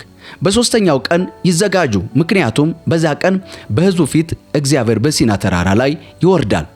በተራራውም ዙሪያ ለሕዝቡ ወሰን አብጅተህ እንዲህ በላቸው፣ ወደ ተራራው እንዳትወጡ ወይም ግርጌውን እንዳትነኩ ተጠንቀቁ። ማንም ተራራውን ቢነካ በእርግጥ ይሞታል በላቸው አለው። በድንጋይ ይወገራል ወይም በቀስት ይወጋል፣ ምንም እጅ በሱ ላይ አያርፍም። ሰውም ሆነ እንስሳ በሕይወት እንዲኖር አይተውም። ወደ ተራራው መውጣት የሚችሉት ከፍ ባለ ድምፅ መለከት በተነፋ ጊዜ ብቻ ነው። ሙሴ ከተራራው ወርዶ ወደ ሕዝቡ ከሄደ በኋላ ቀደሳቸው፣ ልብሳቸውንም አጠቡ። ከዚያም ለሕዝቡ ለሦስተኛው ቀን ራሳችሁን አዘጋጁ፣ የግብረ ሥጋ ግንኙነት ከማንኛውም ነገር ጋር ከማድረግ ተቆጠቡ አላቸው። በሦስተኛውም ቀን ጠዋት ከባድ ደመና በተራራው ላይ ሆኖ ነጎድጓድና መብራቅ እንዲሁም ታላቅ የቀንደ መለከት ድምፅ ነበረ። በሰፈሩ ያሉ ሁሉ ተንቀጠቀጡ። ከዚያም ሙሴ ከእግዚአብሔር ጋር ለመነጋገርና ለማውራት ሕዝቡን ከሰፈር ይዞ ወጣ። ከተራራውም ግርጌ ቆሙ። የሲና ተራራ እግዚአብሔር በእሳት ስለወረደበት በጢስ ተሸፍኖ ነበር። ጢሱ ከምድጃ እንደሚወጣ ጢስ ወደ ላይ ተትጎልጉሎ ተራራውን በሙሉ በኃይል ሸፍኖም ተራራው ይናወጥ ነበር። የመለከቱም ድምፅ እያየለ መጣ። ከዚያም ሙሴ ተናገረ፣ እግዚአብሔርም በድምፅ መለሰለት። እግዚአብሔር በሲና ተራራ ጫፍ ላይ ወረደ። ሙሴም ወደ ተራራው ጫፍ ጠራው። ሙሴም ወጣ። እግዚአብሔርም እንዲህ አለው፣ ሕዝቡ እግዚአብሔርን ለማየት በመጣደፍ ብዙዎች እንዳይጠፉ ውረድና አስጠንቅቃቸው። ወደ እግዚአብሔር የሚቀርቡት ካህናት እንኳ ራሳቸውን መቀደስ አለባቸው፣ አለዚያ እግዚአብሔር ቁጣውን ያወርድባቸዋል። ሙሴም እግዚአብሔርን እንዲህ አለው፣ ሕዝቡ ወደ ሲና ተራራ ሊወጣ አይችሉም፣ ምክንያቱም አንተ ራስህ በተራራው ዙሪያ ወሰን አድርግ፣ የተቀደሰም በማድረግ ለየው በማለት አስጠንቅቀሃልና። እግዚአብሔርም እንዲህ አለው፣ ውረድና አሮንን ካንተ ጋር ይዘህ ውጣ። ካህናቱም ሕዝቡ ሁሉ ወደ እግዚአብሔር ለመምጣት መጣደፍ የለባቸውም፣ አለዚያ እርሱ ቁጣውን ያወርድባቸዋል። ስለዚህ ሙሴ ወደ ሕዝቡ ወርዶ ነገራቸው። በዘጸአት ምዕራፍ 20 ላይ 10ቱን ትእዛዛት ወይም የታቦትን ምስጢር እናገኛለን። እግዚአብሔር እነዚህን ቃሎች ሁሉ እንዲህ ብሎ ተናገረ። ከግብፅ ከባርነት ምድር ያወጣሁህ እግዚአብሔር አምላክህ እኔ ነኝ። ከኔ በቀር ሌሎች አምላክ አይኑሩህ። በላይ በሰማይ ወይም በታች በምድር ካለው ወይም በውሃ ውስጥ ከሚኖሩ ነገሮች በማናቸው ምስል ለራስህ ጣዖት አታብጅ። አትስገድላቸው፣ አታምልካቸው። እኔ እግዚአብሔር አምላክህ የሚጠሉኝን ልጆች ከአባቶቻቸው ኃጢአት የተነሳ እስከ 3 እና 4 ትውልድ ድረስ የምቀጣቸው ቀናተኛ አምላክ ነኝ። ነገር ግን ለሚወዱኝና ትእዛዛቶችን ለሚጠብቁ እስከ 1000 ትውልድ ድረስ ፍቅርን የማሳይ ነኝ። የእግዚአብሔር አምላክ ስም ያላግባብ አታንሳ። እግዚአብሔር ስሙን ያላግባብ የሚያነሳውም በደል አልባ አያደርገውምና። የሰንበትን ቀን ቅዱስ አድርገህ አክብር። 6 ቀን ትሰራለህ፣ ሥራህንም ሁሉ አከናወን። በሰባተኛው ቀን ግን ለአምላክህ ለእግዚአብሔር ሰንበት ነው። በዕለቱ አንተም ሆነ ወንድ ልጅህ ወይም ሴት ልጅህ፣ ወንድ አገልጋይህ ወይም ሴት አገልጋይህ፣ ወይም እንስሳት ወይም በግቢ ያለ መጻተኛ ምንም ሥራ አትስሩ። እግዚአብሔር ሰማይና ምድርን ባህርን በውስጡ ያሉትን ሁሉ በ6 ቀን ፈጥሮ በሰባተኛው ቀን አርፏልና። ስለዚህ እግዚአብሔር የሰንበትን ቀን ባረከው ቀደሰውም። እናትና አባትህን አክብር፣ እግዚአብሔር አምላክህ በሚሰጥ ምድር ዕድሜህ እንዲረዝም። አትግደል፣ አታመንዝር፣ አትስረቅ፣ በባልንጀራህ ላይ በሐሰት አትመስክር። የባልንጀራህን ቤት አትመኝ። የባልንጀራህን ሚስት ወይም የእርሱን ወንድ አገልጋይ ሆነ ሴት አገልጋይ፣ በሬውንም ሆነ አህያውን ወይም የእርሱ የሆነውን ማንኛውንም ነገር አትመኝ። ሕዝቡም መብረቁንና ነጎድጓዱን የተራራውን መናወጥ የመለከቱንም ድምፅ ባዩና በሰሙ ጊዜ በፍርሃት ተንቀጠቀጡ፣ በርቀትም ቆሙ። ሙሴን አንተ ራስህ ተናገረን፣ እኛ እናዳምጣለን። እግዚአብሔር እንዲናገረን አታድርግ፣ አለያ መሞታችን ነው አሉት። እግዚአብሔር ትልቅ ነው። ሙሴም ለሕዝቡ አትፍሩ፣ ኃጢአት አትስሩ፣ የእግዚአብሔር ፍርሃት ከእናንተ ጋር ይሆን ዘንድ እግዚአብሔር ሊፈትናችሁ መጥቷል አላቸው። እግዚአብሔር ወዳለበት ጥቅጥቅ ወደ ሆነው ጨለማ ሙሴ ቀርቦ ሳለ ሕዝቡ በርቀት ቆመው ነበር። ነገር ግን በመቀጠል የሚያሳዝን አንድ የጣዖት አምልኮ እናገኛለን፣ ሕዝበ እስራኤል የሳተበት። ከዛም እግዚአብሔር ሙሴን አለው፣ ለእስራኤላውያን ይህንን ንገራቸው፣ ከሰማይ ሆኜ እንደተናገራችሁ እናንተ ራሳችሁ አይታችኋል። ከኔ በቀር ሌሎች አማልክት አይኑሯችሁ። ከብር ወይም ከወርቅ ለእናንተ አማልክትን አታበጁ። የጭቃ መሠዊያ ሥራልኝ፣ በእርሱም ላይ የሚቃጠልና የኅብረት መሥዋዕት ከበጎችህ ከፍየሎችና ከቀንድ ከብቶችህ ሰዋልኝ። ስሜ እንዲከበር በማደርግበት ቦታ ሁሉ ወደ አንተ እመጣና ባርክሃለሁ። ከድንጋይ መሠዊያ የምትሠራልኝ ከሆነ ከቅጥር ድንጋይ አትሥራ። መሣሪያ የነካው ከሆነ ታረክሰዋለህ። ወደ መሠዊያም በደረጃ አትውጣ፣ አለዚያ ኀፍረተ ሥጋህ ይጋለጣል ይላል። በፊታቸው የምትደነግጋቸው ሥርዓቶች እነዚህ ናቸው በማለት በዘጸአት ምዕራፍ 21 ላይ ለሙሴ እግዚአብሔር ይናገራል። በመቀጠልም የሚያሳዝን የወርቁን ጥጃ ታሪክ እናገኛለን። ሕዝቡ ሙሴ ከተራራ ላይ ሳይወርድ ብዙ እንደቆየ ባዩ ጊዜ ወደ አሮን ተሰብስበው ናና በፊታችን የሚሄድ አማልክት ሥራልን፣ ያ ከግብፅ ያወጣን ሙሴ ምን እንዳገኘው አናውቅም አሉ። የሚያስደንቅ የእስራኤል ባህሪ ከማጉረምረማቸው አንስቶ እነሆ ደግሞ እግዚአብሔር የሠራውንና የእግዚአብሔርን ተአምራት ባንዴ የመርሳታቸው ታሪክ ነው። በመቀጠልም አሮን የሚስቶቻችሁን የወንድና የሴት ልጆቻችሁን የጆሮ ወርቅ አውልቃችሁ ወደ እኔ አምጡ ብሎ መለሰላቸው። ሕዝቡም ሁሉ የጆሮ ወርቃቸውን አውልቀው ወደ አሮን አመጡ። እርሱም የሰጡትን ወስዶ በመሳሪያ በመቅረጽ በጥጃ ምስል ጣዖት አድርጎ ሠራው። ምናልባትም ይሄ የጥጃ ምስል በግብፅ ምድር ላይ ከሚታወቁት የጣዖት አይነቶች አንዱ ሳይሆን አይቀርም። ከዚያም እርሱ እስራኤል ሆይ ከግብፅ ያወጡህ አማልክት እነዚህ ናቸው አለ። አሮን ይህን ባየ ጊዜ በወርቅ ጥጃ ፊት ለፊት መሠዊያ ሠርቶ ነገ ለእግዚአብሔር በዓል ይሆናል ብሎ አወጀ። በማግስቱም ሕዝቡ በማለዳ ተነስተው የሚቃጠል መሥዋዕት ሰዉ፣ የኅብረት መሥዋዕትም አቀረቡ። ከዚያም በኋላ ይበሉና ይጠጡ ዘንድ ተቀመጡ፣ ሊዘፍኑም ተነሱ። ከዚያም እግዚአብሔር ሙሴን ከግብፅ ያወጣቸው ሕዝብ ስተዋል፣ ውረድ አለው። ካዘዝኋቸው ፈቀቅ ለማለት ፈጣኖች ሆኑ። ለራሳቸው በጥጃ ምስል የተቀረጸ ጣዖት ሠሩ። ለእርሱም ሰገዱለት ሰውለትም። እንዲሁም እስራኤል ሆይ ከግብፅ ምድር ያወጡህ አማልክት እነዚህ ናቸው አሉ። እግዚአብሔርም ሙሴን እንዲህ አለው፣ እነዚህን ሕዝብ አይቻቸዋለሁ፣ አንገተ ደንዳኖችም ናቸው። አሁንም በእነርሱ ላይ ቁጣዬ እንዲነድና እንዳጠፋቸው ተወኝ። ከዚያም አንተ ለታላቅ ሕዝብ አደርግሃለሁ አለው። በዚህ ጊዜ ሙሴ የአምላኩን የእግዚአብሔርን ቸርነት ፈለገ፣ እንዲህም አለ፣ እግዚአብሔር ሆይ በታላቅ ሥልጣንና በኃይል ክንድህ ከግብፅ ባወጣው ሕዝብ ላይ ቁጣህ ለምን ይነዳል? ግብፃውያን በተራሮች ላይ ሊገድላቸው ከገጸ ምድር ሊያጠፋቸው ስለፈለገ ነው ያወጣቸው ለምን ይላሉ?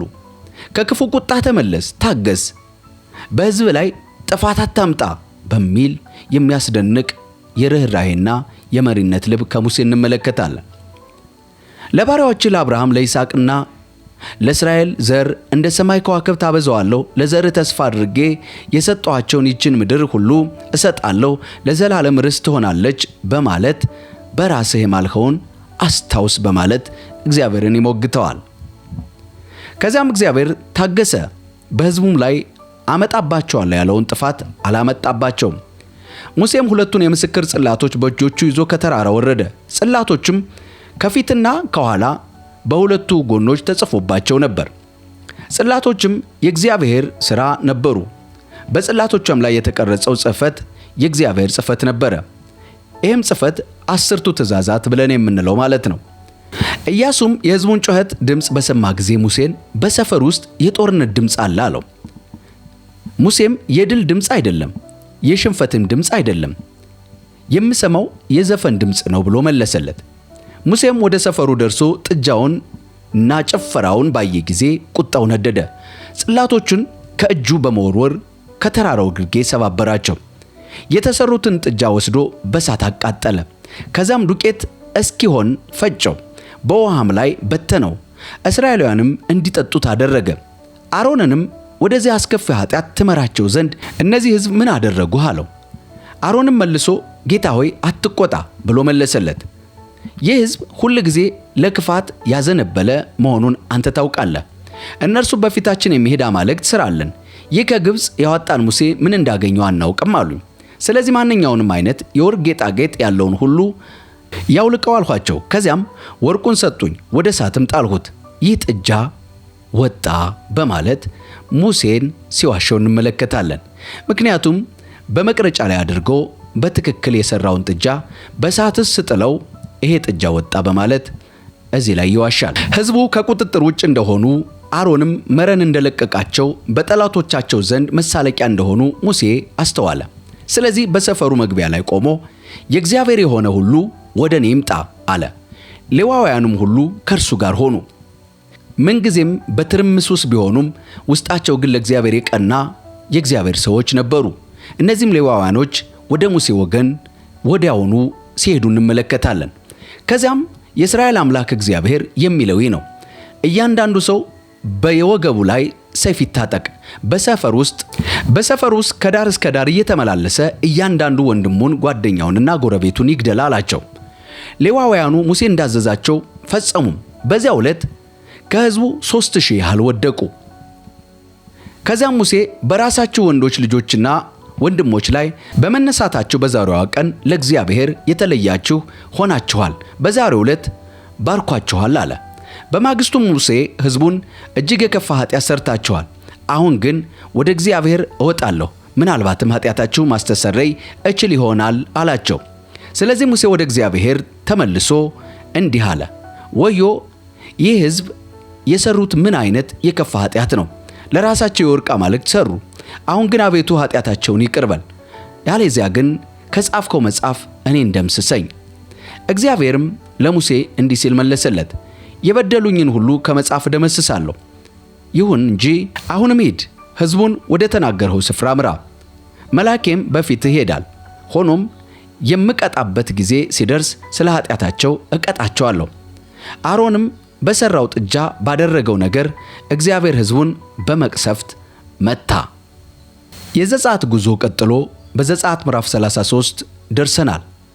ከዚያም እግዚአብሔር ሙሴን አለው፣ አንተና ከግብፅ ያወጣው ሕዝብ ይህንን ስፍራ ለቃችሁ ለዘር እሰጣለሁ በማለት ለአብርሃም ለይስሐቅ ለያዕቆብ በመሐላ ተስፋ ወደ ገባሁላት ምድር ሂዱ። መልአኬን በፊትህ በመላክ ከከናውያን፣ ከአሞራውያን፣ ከኬጢያውያን፣ ከፌርዛውያን፣ ከኢያውያን፣ ከኢያቡሳውያን አወጣለሁ። ማርና ወተት ወደምታፈሰው ምድር ውጡ። ነገር ግን አንገተ ደንዳና ሕዝብ ስለሆናችሁ በመንገድ ላይ እንዳላጠፋችሁ እኔ ከእናንተ ጋር አልሄድም። ሕዝቡም እነዚህን አሳዛኝ ቃሎት በሰሙ ጊዜ ይተክዙ ጀመር። ማንም ሰው አንዳች ጌጥ አላደረገም።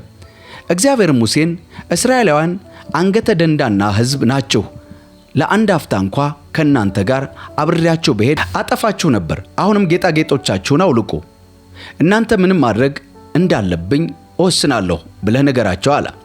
ስለዚህ እስራኤላውያን በኮሬብ ተራራ ላይ ጌጣጌጦቻቸውን አወለቁ። እግዚአብሔርም ሙሴን አለው፣ እንደ መጀመሪያዎቹ ያሉ 2 የድንጋይ ጽላቶች ጥረብ። እኔ አንተ በሰበርካቸው በመጀመሪያዎቹ ጽላቶች ላይ የነበሩ ቃላቶችን እጽፍባቸዋለሁ። በማለዳም ተዘጋጅተህ ወደ ሲና ተራራ ውጣ። በዚያም በተራራው ጫፍ ላይ በፊቴ ቁም። ካንተ ጋር ማንም እንዳይወጣ ወይም በተራራው ላይ በየትኛውም ቦታ እንዳይታይ የበግና የፍየል መንጋዎች የቀንድ ከብቶችም በተራራው ፊት ለፊት መጋጥ የለባቸውም። ስለዚህ ሙሴ እንደ መጀመሪያዎቹ ያሉ 2 የድንጋይ ጽላቶች ጠርቦ እግዚአብሔር እንዳዘዘው በማለዳ ወደ ሲና ተራራ ወጣ። 2ቱን የድንጋይ ጽላቶች በእጆቹ ያዘ። ከዚያም እግዚአብሔር በደመና ወረደ። በዚያም ከእርሱ ጋር ቆሞ ስሙን እግዚአብሔርን አወጀ። እርሱም በሙሴ ፊት እንዲህ እያለ እያወጀ አለፈ። እግዚአብሔር ሩህሩህ ቸር አምላክ፣ እግዚአብሔር ለቁጣ የዘገየ ፍቅሩና ታማኝነቱ የበዛ ፍቅሩን ለሺዎች የሚጠብቅ ክፋትን ዓመፅንና ኃጢአትን ይቅር የሚል በደላቸውን ግን ሳይቀጣር ዝም ብሎ አይተውም። በአባቶቻቸው ኃጢአት ልጆች የልጅ ልጆቻቸውን እስከ 3 እና 4 ትውልድ ይቀጣል። ሙሴ ወዲያውኑ ወደ መሬት ዝቅ ብሎ ሰገደ። አቤቱ ጌታ ሆይ በፊት ሞገስ አግኝቼ ከሆነ ጌታ ከኛ ጋር ይሂድ።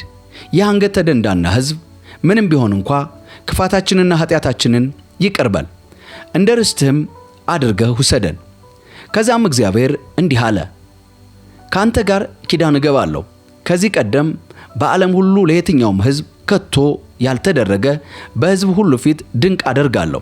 በመካከላቸው አብረሃቸው የምትኖር ሕዝብ እኔ እግዚአብሔር ላንተ የማደርግልህን ሥራ የቱን ያህል አስፈሪ እንደሆነ ያያሉ።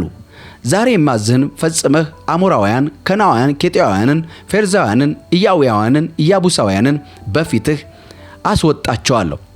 ከምትሄድበትም አገር ነዋሪዎች ጋር ቃል ኪዳን እንዳታደርግ ተጠንቀቅ፣ አለዚያ በመካከልህ ወጥመድ ይሆኑብሃል። መሠዊያዎቻቸውን ሰባብር፣ የማምለኪያ ዐፀዶቻቸውንም አድቅቅ፣ የአሼራ ዐፀዶቻቸውንም ቁረጡ። ስሙ ቀናተኛ የሆነ እግዚአብሔር ቀናተኛ አምላክ ነውና ሌላ አምላክ አታምልክ። በምድሪቱ ከሚኖሩ ጋር ቃል ኪዳን አታድርግ፣ ተጠንቀቅ። ምክንያቱም አምላኮቻቸውን ተከትለው ባመነዘሩና መሥዋዕት ባቀረቡላቸው ጊዜ ይጋብዙሃል። አንተም መሥዋዕታቸውን ትበላለህ። ለወንዶች ልጆችም ሴቶች ልጆቻቸውን ስታጭላቸውና እነዚህም ሴቶች ልጆች አምላኮቻቸውን በመከተል ሲያመነዝሩ ወንዶች ልጆችህ በተመሳሳይ ድርጊት እንዲፈጽሙ ያነሳሷቸዋል። ቀልጠው የሚሰሩ አማልክትን አታብጅ። የቂጣ በዓልን አክብር። እንዳዘዝሁም ለ7 ቀን እርሾ ያልገባበት ቂጣ ብላ። ይህንን በተወሰነ ጊዜ በአቢብ ወር አድርግ፣ በዛም ወር ከግብፅ ወጣሃልና። የመንጋህን ወይም የበግና የፍየል የቀንድ ከብትህን ተባት በኩር ሁሉ ሳይቀር ከማኅፀን በኩር ሆኖ የሚመጣውን ሁሉ የኔ ነው። አያ በኩር በበግ ጠቦት ዋጀው፣ ካልዋጀኸው ግን አንገቱን ስበረው። በኩር ወንድ ልጆችህን ሁሉ ዋጅ። ማንም በፊቴ ባዶ እጁን አይቅረብ። 6 ቀን ሥራ፣ በሰባተኛው ቀን ዕረፍት አድርግ። በእርሻና በመከር ወቅት እንኳን ቢሆን ማረፍ አለብህ። የሰባቱን ሱባኤ በዓላት ከስንዴው መከር በኩራቶች ጋር እንዲሁም የመክተቻ በዓልን በየዓመቱ መጨረሻ ላይ አክብር።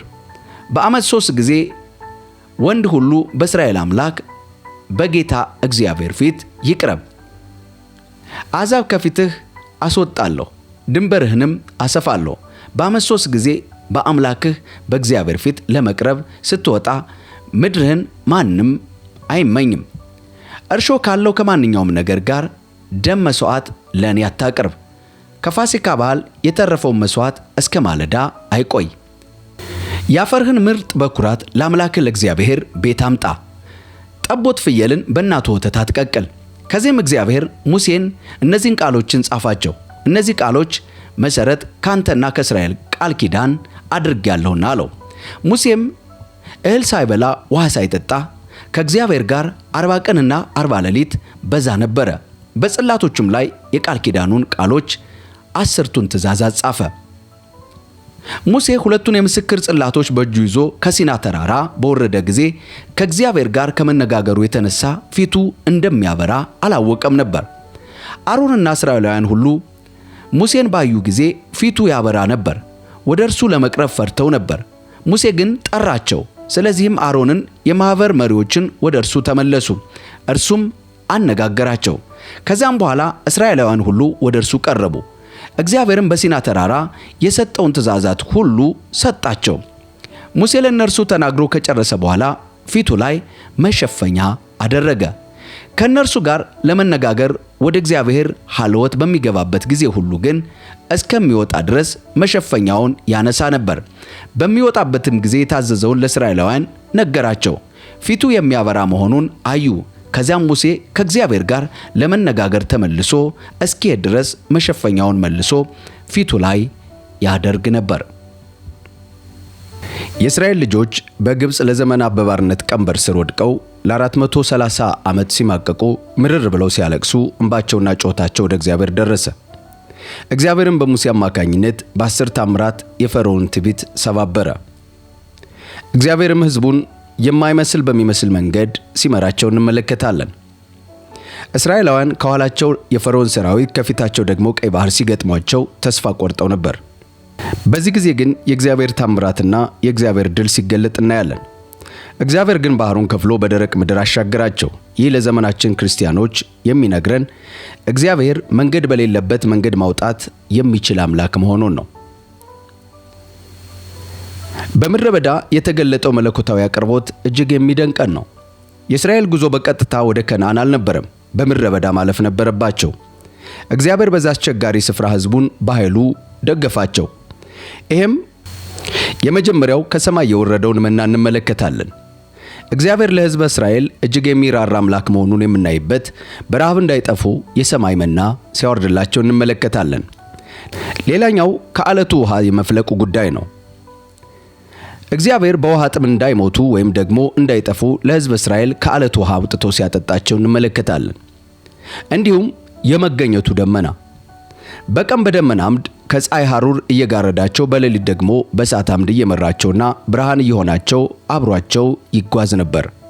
ምንም እንኳ ጉዞ በአመፅና ባለማመን ምክንያት ቢረዝምም የእግዚአብሔር ታማኝነት ግን አልተለወጠም። በኢያሱ መሪነት እስራኤላውያን የዮርዳኖስን ወንዝ ተሻግረው የተስፋይቱን ምድር ወረሱ። እግዚአብሔር ለእስራኤል ቤት ከተናገረው ከመልካሙ ነገር ሁሉ አንድ ነገር አልቀረም፣ ሁሉም ተፈጸመ በማለት በኢያሱ ምዕራፍ 21 ቁጥር 35 ላይ ተጽፎ እናገኛለን። ይህ ታሪክ ለዛሬው አማኝ ወይም ለዛሬ ክርስቲያኖች ዝም ብሎ ታሪክ ሳይሆን የሕይወት ጥላ ወይም ሻዶው ነው። የመጀመሪያው ከኃጢአት ባርነት መውጣትን እንማርበታለን። ግብፅ የኃጢአትና የጨለማ ዓለም ምሳሌ ናት። እግዚአብሔር እስራኤልም በፋሲካው በግ የደም ምልክት ከአጥፊው የሞት መልአክ እንዳዳነና ቤታቸውን እንዳለፈ እኛንም በዚህ ዘመን በኢየሱስ ክርስቶስ ለምናምን በደሙ ኃይል ከኃጢአት የሞትና ከሲኦል ባርነት፣ ከዘላለም ሞትና ከሲኦል ባርነት ያድነናል። በአንደኛ ቆሮንቶስ ምዕራፍ 5 ከ7 እስከ 8 እንደዚህ ተብሎ ተጽፏል። አሁን ያለ እርሾ እንደሆናችሁ ሁሉ አዲስ ሊጥ እንድትሆኑ አሮጌውን እርሾ አስወግዱ፣ የፋሲካችን በግ የሆነው ክርስቶስ ኢየሱስ ተሰውቶልናልና። ስለዚህ በዓሉን ግፍና ክፋት በሞላበት እርሾ በአሮጌ እርሾ ሳይሆን እርሾ በሌለበት ቂጣ በቅንነትና በእውነት አክብር በማለት ሐዋርያው ጳውሎስ ይናገራል። ሌላኛው እስራኤላውያን በምድረ በዳ ሲፈተኑ እንመለከታለን። በምድር ላይ ስንኖር የምናልፍባቸው ችግሮች እኛን ለማጥፋት ሳይሆን በእግዚአብሔር ላይ ያለንን እምነት ለማጠንከርና ማንነታችንን ለመቅረጽ ነው። ለኛ ክርስቲያኖች ከነዓን የምድር በረከት ብቻ ሳይሆን ከክርስቶስ ጋር የምንወርሳት አዲስቱ ኢየሩሳሌም የእግዚአብሔር መንግስትና በምድር ላይ ያለ የመንፈሳዊ ረፍት ምሳሌ ነች። የዘጸአት ታሪክ የሚነግረን ዋናው ቁም ነገር የጀመረው እግዚአብሔር ታማኝ ነው፣ እስከ ፍጻሜው ያደርሳል የሚል ነው። ዛሬ በሕይወታችን ፊት ለፊት የቀይ ባህር መሰናክል ቢኖርብን፣ በትከሻ ላይ የባርነት ቀንበር ቢጫነህ ያ የእስራኤል አምላክ ዛሬም ደግሞ የኛ አባትና አምላክ እግዚአብሔር ዛሬም ሕያው ነው። ዛሬ በሕይወት ፊት ለፊት የቀይ ባህር መሰናከል ቢኖርብህ፣ በትከሻ ላይ የባርነት ቀንበር ቢጫንህ፣ ያ የእስራኤል አምላክ ዛሬም ደግሞ የእኛ አባትና አምላክ እግዚአብሔር ሕያው ነው። እርሱ በኃይሉ ይመራናል፣ በጸጋው ይደግፈናል፣ በመጨረሻም ከእርሱ ጋር እንድንኖር ወደ ዘላለም ረፍትና ክብሩ ያስገባናል። በዘጸአት ምዕራፍ 14 ከ13 እስከ 14 ላይ ሙሴም ለሕዝቡ መለሰላቸው፣ አትሸበሩ፣ ጸንታችሁ ቁሙ። እግዚአብሔር ዛሬ የሚያደርግላችሁን መታደግ ታያላችሁ።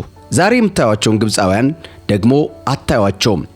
እግዚአብሔር ስለ እናንተ ይዋጋል፣ እናንተም ያለባችሁ መታገስ ብቻ ነው በማለት ይናገራል።